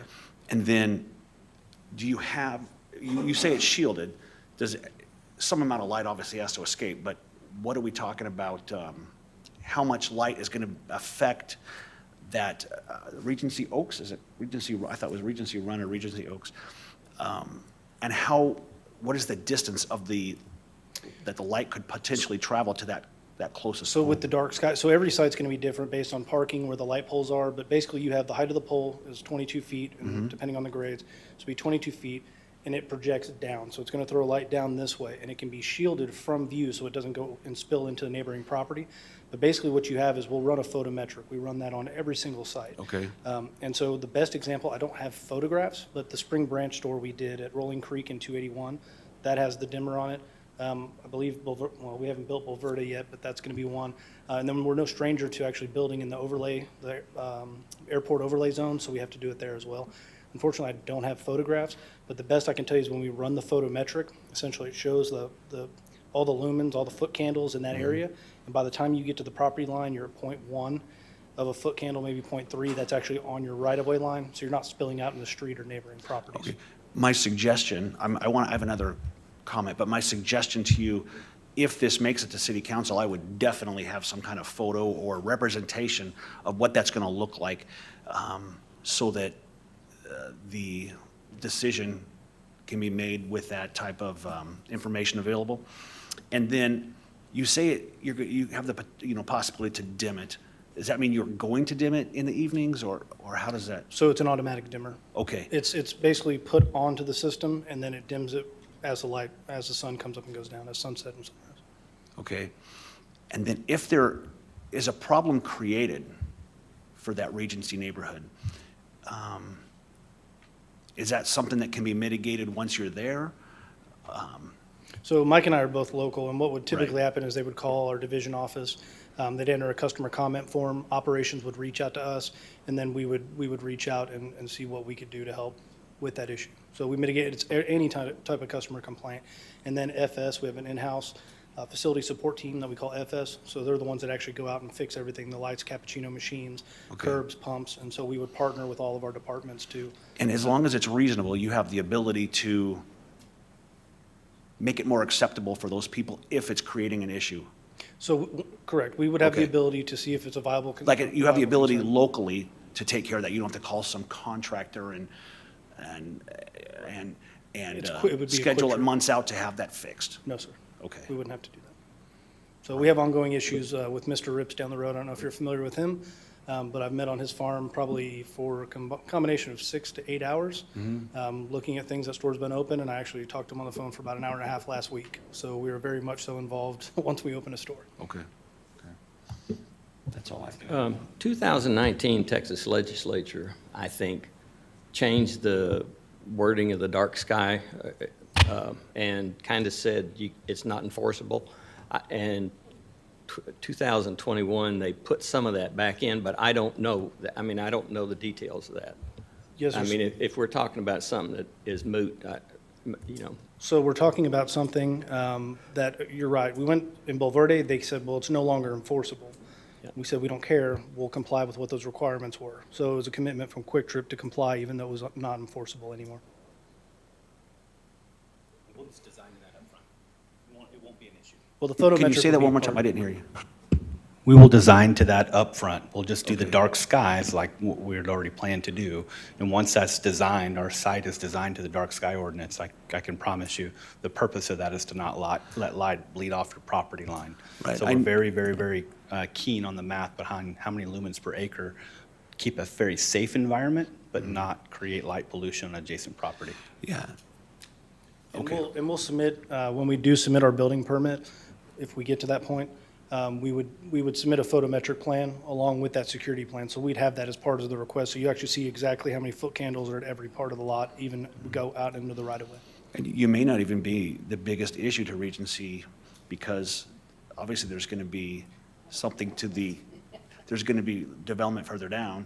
So we're going to have to deal with the light issue there as well, so. Yes, sir. Okay. One last question, gentlemen. Yes, sir. I heard mentioned, I wrote a quick note, the country as a whole, no telling when we'll get there, is switching to alternative sources of fuel. With 900 and some stations nationwide, there's other parts of the country that may be a little ahead of us in terms of adapting those changes.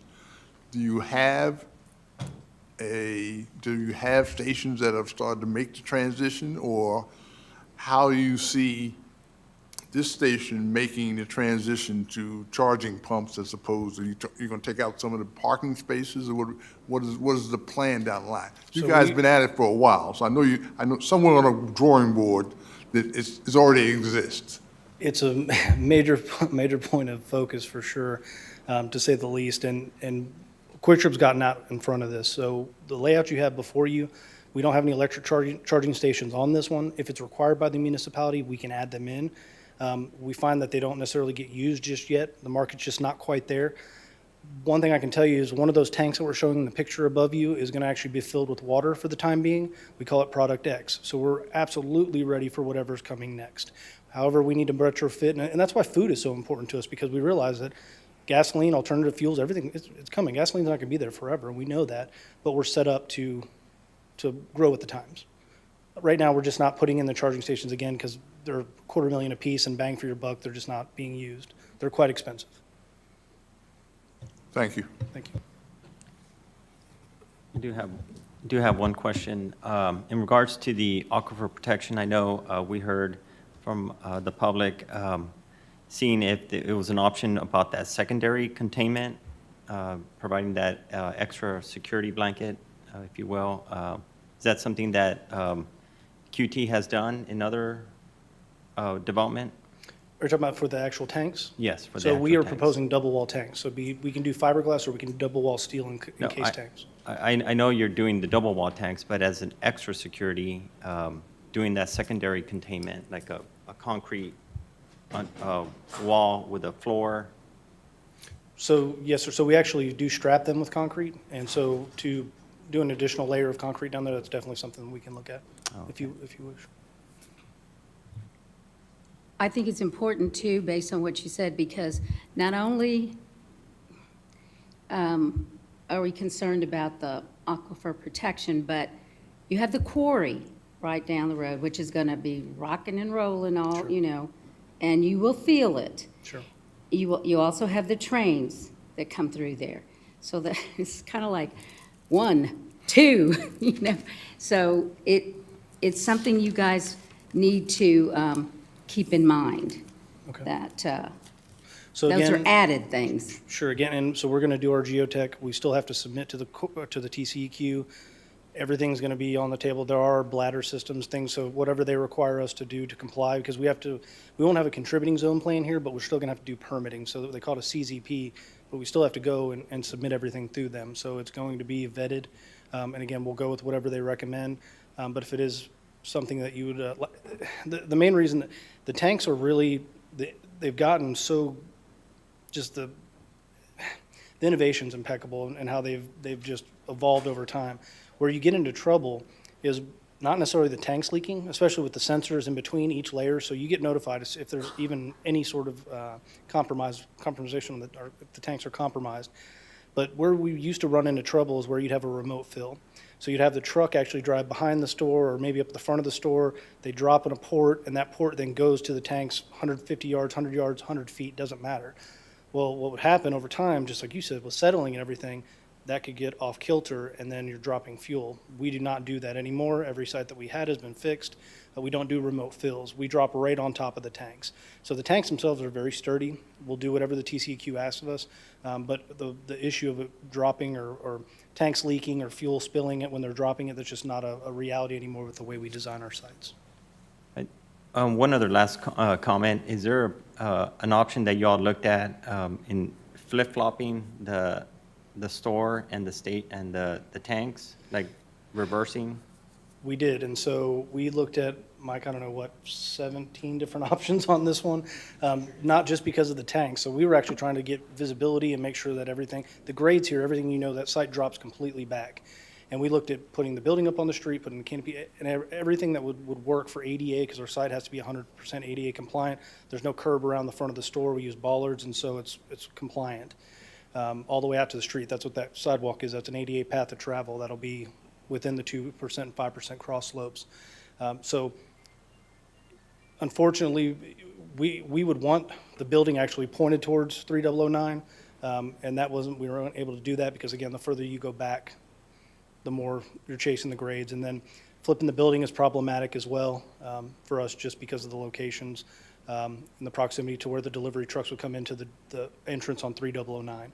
So now you got those delivery trucks immediately, instead of having 150, 200 feet to pull in behind the store, now they're turning at 3009 right where those tanks would be dropping in the back of the store. And so it was just, we really were handcuffed on this one, but we exhausted every resource. And there's a lot of thought that went into this site layout. I was just seeing if that was looked at for the distance from the water well, to get you that little bit. Sure. Now with that said, that doesn't mean the tanks have to go there, but we did look at alternate locations. Again, that's preferred because delivery is behind the site. That's where everything comes in, and the delivery for the gas, for the store, I'm sorry, is behind the building. The delivery for the tanks is in front of the canopy in the building. We have the ability to move those tanks around the site, but really here the only place that would make sense is behind the building. And again, if you do that, it's going to be now blocked with the delivery truck traffic, and you're really only gaining a few feet. And so we really wanted to put it in the best spot that allowed the lot to, again, function the way TxDOT and everybody, the way a normal Quick Trip would function. So the cars can get off 3009 and not be impeded.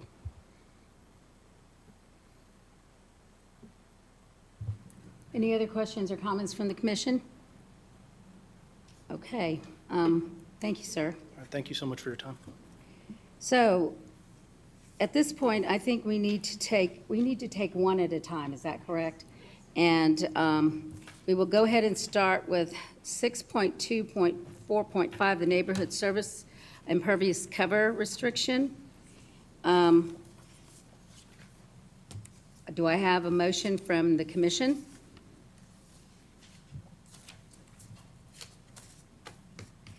If I don't have a motion, it fails. Is that correct? Right, we don't have anything, yeah, it fails. All right, so, okay, let me do this one more time. Do I have a motion to either approve their variance request or to deny the variance request? Let me state it that way. I would make a motion that we approve the variance for impervious covers, just to keep the ball rolling. I'll second that. So I have a motion and a second. All those in favor of approving the variance for the petition, please raise your hand. Okay, all those against? Okay, so the motion passes 3-2. Okay, moving on to the aquifer protection use restrictions, 6.4.1. Do I have a motion one way or another, either to approve the variance or to deny the variance? I make a motion to deny the variance for the aquifer protection. Do I have a second? We have a motion and a second to deny the request the variance request for the aquifer protection restriction. All those in favor? All those opposed? Okay, so then that one, the way it was presented, it failed. So maybe do we need, I mean, okay, so it was a denial and it failed. So should I ask it the other way? The motion failed, so you would need to make a whole new motion. That's right. Okay, that's what I was asking. So, based on that, would somebody like to make a motion to approve the variance? I motion that we approve the variance as written. Second. Motion and a second to approve this variance on the aquifer protection restriction. All those in favor? 2. All those opposed? 3. Okay.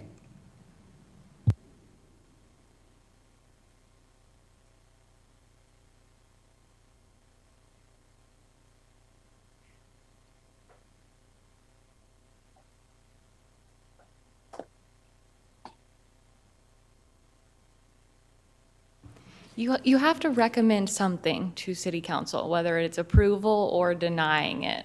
So Okay, one so of they those did. motions They- needs to have a majority. Right. That one didn't, just like the first one, so maybe try again. No, I thought, well, it was a majority. It was 3. It was 3. 3-2. I'm going to jump in here. I think Can I make a it's- statement? That's our Am I attorney. allowed- Hold on, am I- our Wait, attorney wait, is wait. talking. Great. Hi, I'm going to jump in here. I think it's safe to say that you have a motion to deny that didn't pass, and then you had a motion, you had a motion to approve that did not pass. So approve the recommendation. And I agree that some sort of recommendation needs to be made for the council to act on. And right now, it's kind of a stalemate. Am I able to make a comment right now? It's my opinion that with how possibly contentious this could be, that the decision be made by elected officials of the city. And that is why I'm on that track to let them hear it, let them make the decision. They are elected by the people of the city, and that's where I'd like to see it go. That's just my comment.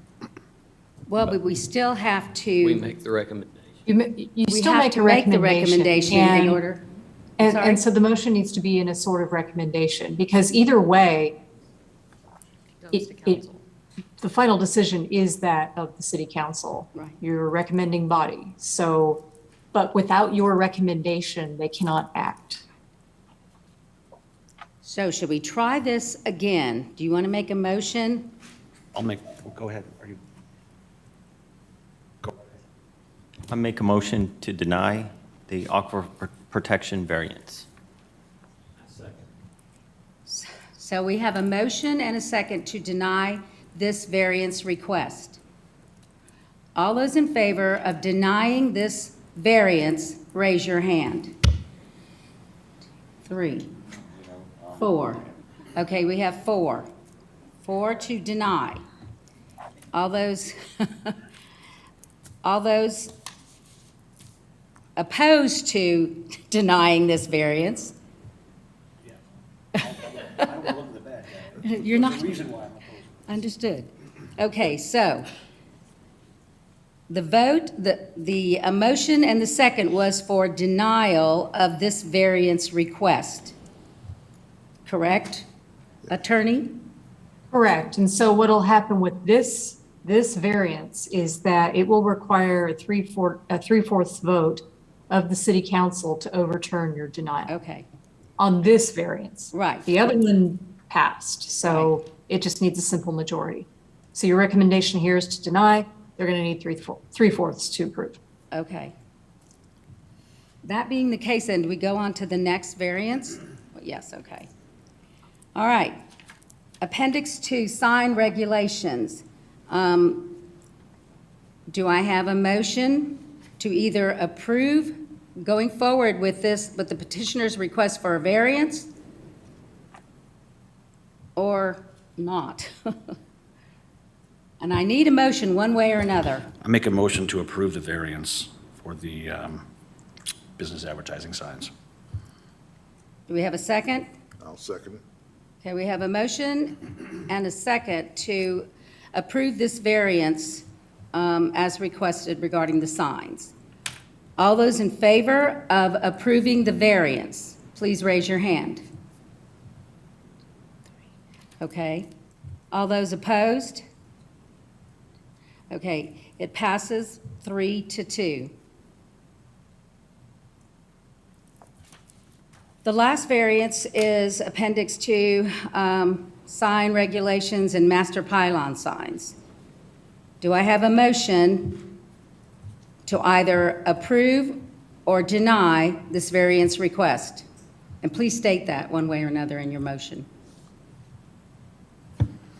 I'll make a motion to approve the variance for the master pylon signs.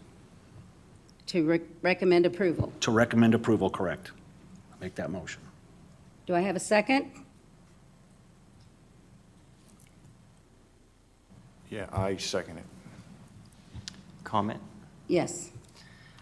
In the, on this variance request, I guess, question for the city administrator. The ordinance requires one freestanding master pylon sign not exceeding 6 feet in width and 16 feet in height. And I know the developer kind of explained that, but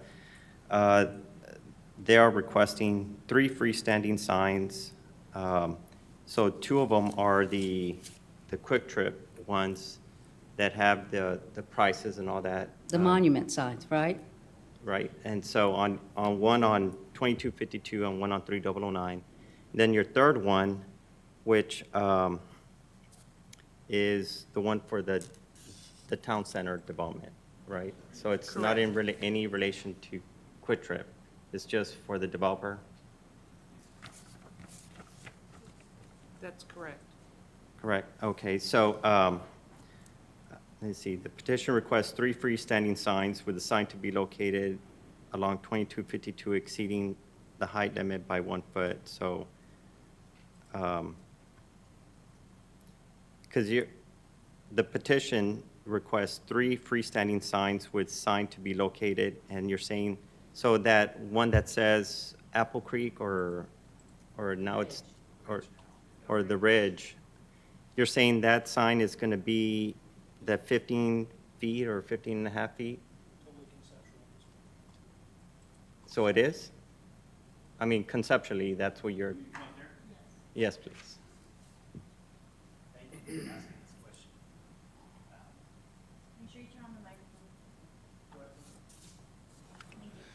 Thank you for allowing me to speak on this. Sir, this sign is not going to be 15 by 6. That development sign, it's completely conceptual at this point, so I thank you for pointing that out. Our dimensions are for the 2 Quick Trip signs.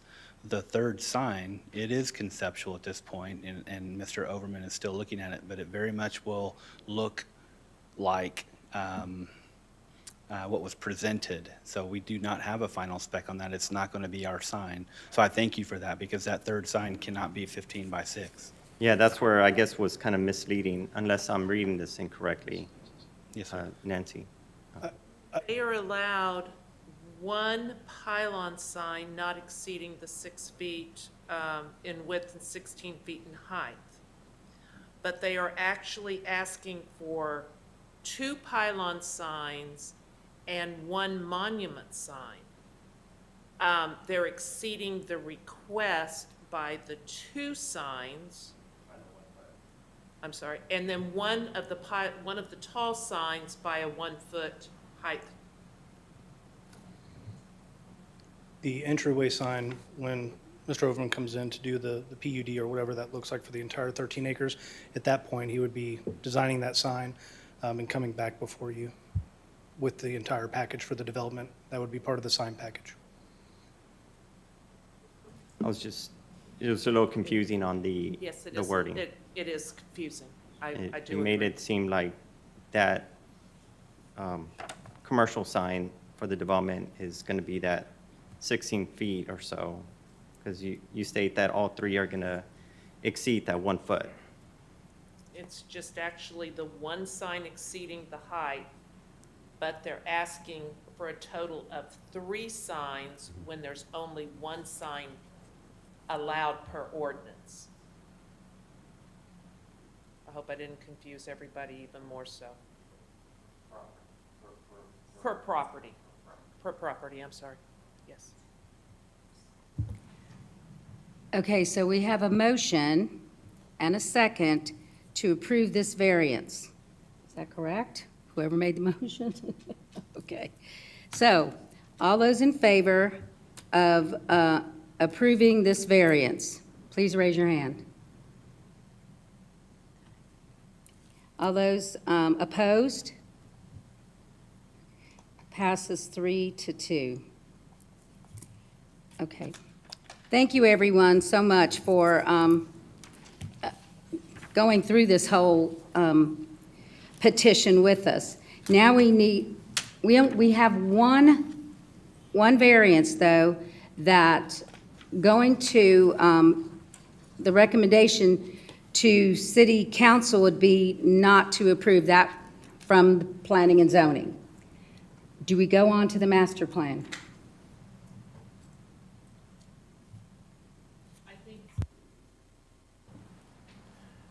I think commission needs to take action on the master plan. I'm sorry, say again? I believe the commission needs to take action on the master plan. And I think the question will be, well, the variances that are requested are reflected in that master plan that is before you. So just a question on this, how do we approve the master plan? I mean, we haven't seen anything. It's only conceptual at this point. They have made a full request for a master plan. It was part of the packet. So the whole property is what we're making No, it? you are not talking, we're not doing a master plan on the entire property. It is only on that piece, that corner piece. Just the QT? Yes, Gotcha. yes, sir. Thank you for that clarification. You're welcome. Yep, I was confused by that. Can you just direct us to what we're looking at? Is it where in the packet? It's under master development plan. Okay, I did see that. Okay, there we go.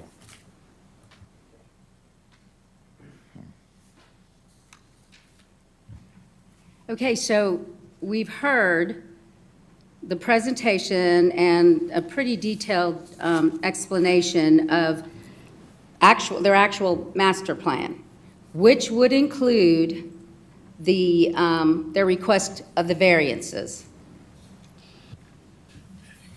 So at this point, does anybody have any questions or comments to make? Yes, sir. I do. I do have a question. So, in essence, we have parts of this that we have not approved, and now we're going to make a decision on the master plan. That seems incongruent to me, that we don't agree with all the pieces, and now we're going to make a decision on the sum total of it, I guess. Their master plan is designed with the variances that were before you. And we didn't approve one of the variances. And you didn't approve one variance. That variance was that aquifer protection. Correct. So how can, I guess my question, if I may speak, is how can QT accomplish this master plan with, without the variance for the aquifer protection? So, valid question. Can you go back to the master development plan for me real quick? If you scroll down, so as you can see, this is the master development plan in the packet, correct?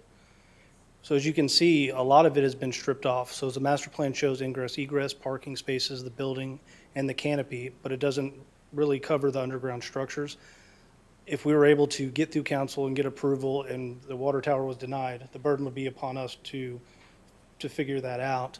I would say the master plan before you today does not show the underground storage tanks, and therefore should not, I mean, I understand the variances are part of the request for variances, but with the master development plan, with that not being on there, with the tanks not being on there, I'm not necessarily sure approving our plan as shown violates that. We still would have to go to council to get approval, and ultimately, if we're denied, we wouldn't move forward with the master development plan. So that would be heard before the master development plan as well. And if, obviously, if the tanks are done, it would more than likely kill our site, so the master development plan would not need to be heard. And it's not shown on the plan before you today. So I'm a little confused. You're saying on the master development plan, I guess you're not showing the underground tanks? If you look on there, it's not a requirement, so we put the tables and charts, but the tanks aren't on there because, again, it's part of your full fuel plans. We show them more for us, so we run our auto turns. It's more of a visual tool for us, but just like that, we don't have minimum dimensions and light poles and those types of things because it's premature. So that would be our request. So let me ask the city administrator, do we, if this is, to me, this is incomplete. It's incomplete for me to say this master development plan is all right and take it forward to my city council if it's incomplete. You understand what I'm saying? The Because city I- attorney wanted to say something. Okay. Number one, I'm not sure if approving the master development as it is now, even if it doesn't mention the tanks, if the variance, if implementing the master plan without the variance would work as far as ground cover, as far as what is covered on the ground, without such a variance, would the tanks even be able to occupy the land provided in the master plan? And so I don't know the answer to that, and it's not really my place to know it. However, one option you might undertake is you could take action on the master plan with a floor amendment or with a condition subject to the variance as provided in the previous item. So with the condition that city council would have to override the recommendation of the commission for the aquifer protection restriction. Is that what you're saying? Yeah, that's one way to do it. Mhm. Okay. Because they do have another chance going before city council. Right. Okay. Okay, based on that, does anyone else have any questions regarding the master plan and how a motion would have to be stated in order to send this packet to city council?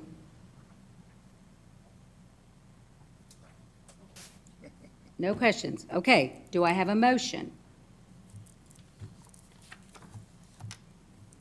I would like to make a motion that the master development plan as portrayed by Quick Trip is approved with the condition that Quick Trip addresses our concerns for the aquifer. Is that sufficient? Or, no, I think it has to be, I'm not sure, but I think it has to be said where we recommend approving the master plan with the condition that city council has to look at the aquifer protection use restriction that, that the commission did not recommend. Yeah, I think that's reasonable. Okay. Yeah. So just say what she said.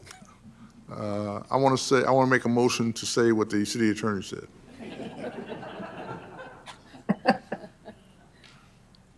Do I have a second? Second. Okay. So what the motion is and the second is for going ahead and approving the master development plan, sending it to city council with the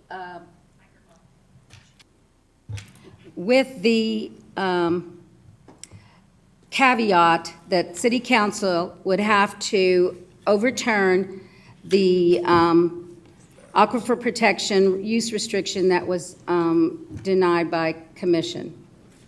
Okay, so that's the whole thing, and we have a motion and a second.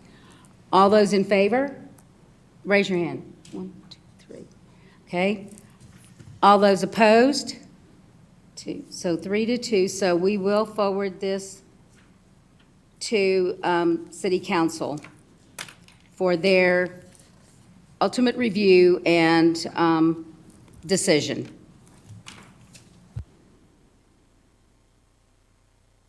Thank you very much, everyone. Okay. The next item on the agenda is the draft zoning ordinance master use plan. Do we have any comments from the commissioners, or do you have anything to discuss on this? Did the technical committee No. have a chance to meet? No. We did Just not. ask, just ask. No, we did not. So there's nothing new, let's put it that way. Okay, moving on to item G, future agenda items. I would like to place ordinance 210 on the agenda for another meeting, just to discuss, because I don't know that everyone understood or heard what was presented by council and approved by council. So that was in everyone's packet, and the intent of that was to discuss it under 5B, items applicable to the Planning and Zoning Commission, discussed at the November City Council meeting. So you can give an update if you want to Go back to that line item? Okay, well, but, all right, okay, fine. Or I can talk about it if you want me to. Well, you can go ahead and talk about it. I think most people heard it, but you can talk about it, but I'd like to have a little discussion within the commission. That's why I wanted it on the agenda for another meeting. But go ahead and give the Well, update. if you want to have a discussion amongst the commission, we can put it on the next agenda, and at that time, we can also talk about it in more detail, not do it tonight. That's my preference, if works? that's okay with everyone? All right, if that would work, that would be perfect. Thank you. Another agenda item, if you will, is I'd like to discuss whatever the city council decides, for or against. I'd like to discuss them either agreeing with us or disagreeing with us, and why they agreed with us or disagreed with us in our recommendations. I'd like to discuss that at the next meeting. Sir? Once they make their decision, do they care what our decision is? They don't, but I do. Okay? And I want to see where I went wrong. Okay? And where my thinking, like I tell you, you've heard me say before, I'm just a city boy. Okay? So I've lived in Texas long enough that water is important, and that's why I voted the way I did with water. But if they have some other ideas about it, something I should have considered going forward, they're going to build stuff on the other corner somewhere down the line, and it's going to be within 800 feet of the water tower. And I'd like to know,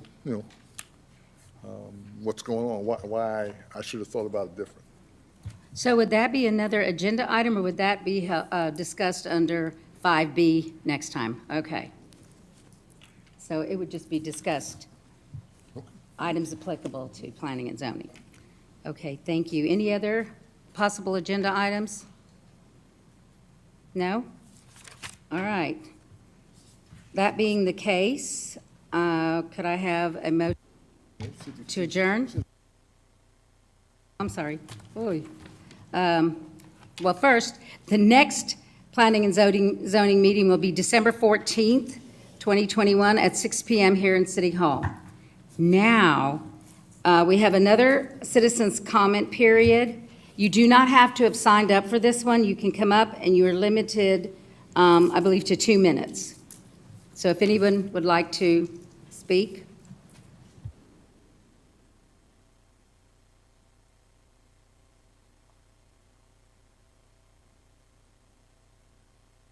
Thank you. Commissioner Darren Bates from 20103 Regency Run. In looking through the presentation, which was fairly detailed, I did notice a discrepancy between what's picketed over here for the citizens to view and then what was in the presentation, and it looks like there is an additional drive, say as you're driving on 3009 heading northbound, that as you turn in right, about 150 feet down, you'd be able to turn right again if you look at the future conception view that was up on the slides, which doesn't appear to be on either one of those.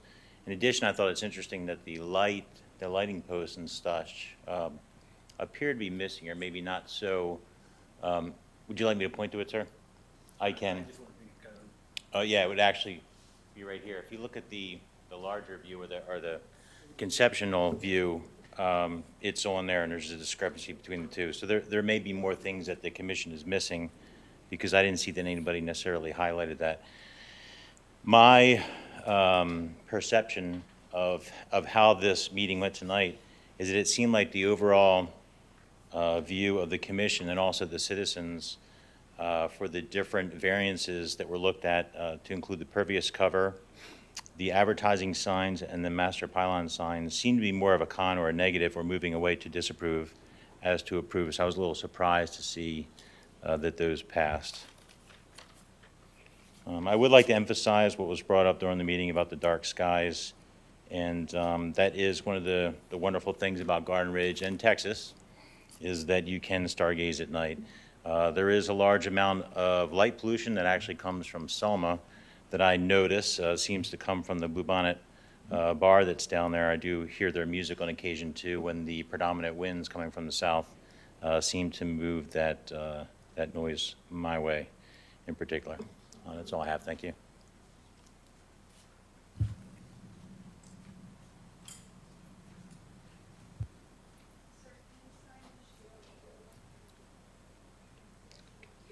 I'm Alex Smith again, 20114 Regency Run. And I just wanted to comment on during the discussion, there was the talk about prohibiting a left-hand turn when coming out of the QT onto 2252.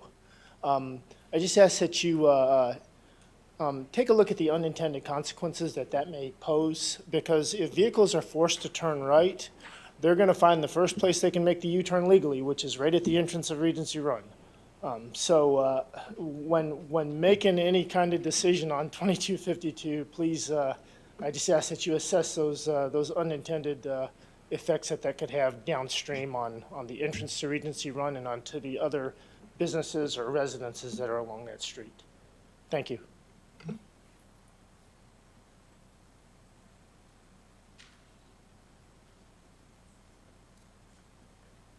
Ken Kniper, 8891 Shanetal Road. Yes, the campus at Davenport is closed. Once the students are in, they only leave when they go home, or their parents come pick them up. They do not depart the campus, and there's no plans. Even if they want to eat outside the cafeteria, they have to take a teacher with them because they can't get back in the door because it's a sensitive lock. Dark skies. Those of you that have never gone to a football game at Davenport High School, all of their lights are 90-degree angle to the ground. Their lights do not bleed into George Ranch. They go as far as, if you want to call it any kind of light pollution, would stop at their chain link fence. It doesn't go beyond. Most of the complaints, and I've been on the board since that high school has been in operation, it's from the noise of the stadium. They can hear the music. They can hear the crowd. They can hear the announcers. There's nothing we can do for that. But as far as light pollution, there is none because the lights are at 90-degree angles. You can diminish the amount, and those are high towers compared to what you're going to put in a parking lot. If you look at the school parking lot, they're all at 90-degree angle. It's hard to get light bleed out of there even at night, because I've gone to volleyball, basketball, soccer, softball, and baseball at night. I attend a lot of functions at that high school. I use my Go card because I'm a senior citizen and I get a discount. I don't have to pay, but I pay at the concession stand. But I can tell you, they've taken very much interest at keeping the skies dark. And if they put their lights at 90 degrees to the ground, certain lights, they can do that. Thank you. Ma'am, may I address some of the tests against my statement? You have 1 2-minute thing, so I don't think you can. I don't, you've already, yeah, you've already addressed. It seems I disagree with the gentleman as well. Okay. Have some proof. Anyone else?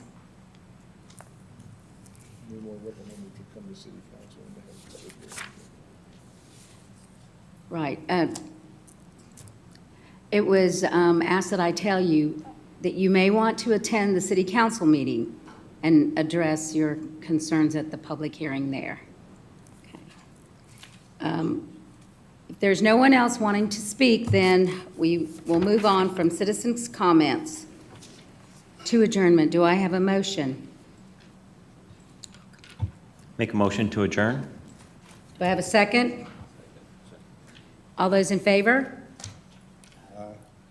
Okay, there's no one's opposed. Thank you, everyone, for your attention. Good night, everybody. Thank you very much, Allison. Have a good night.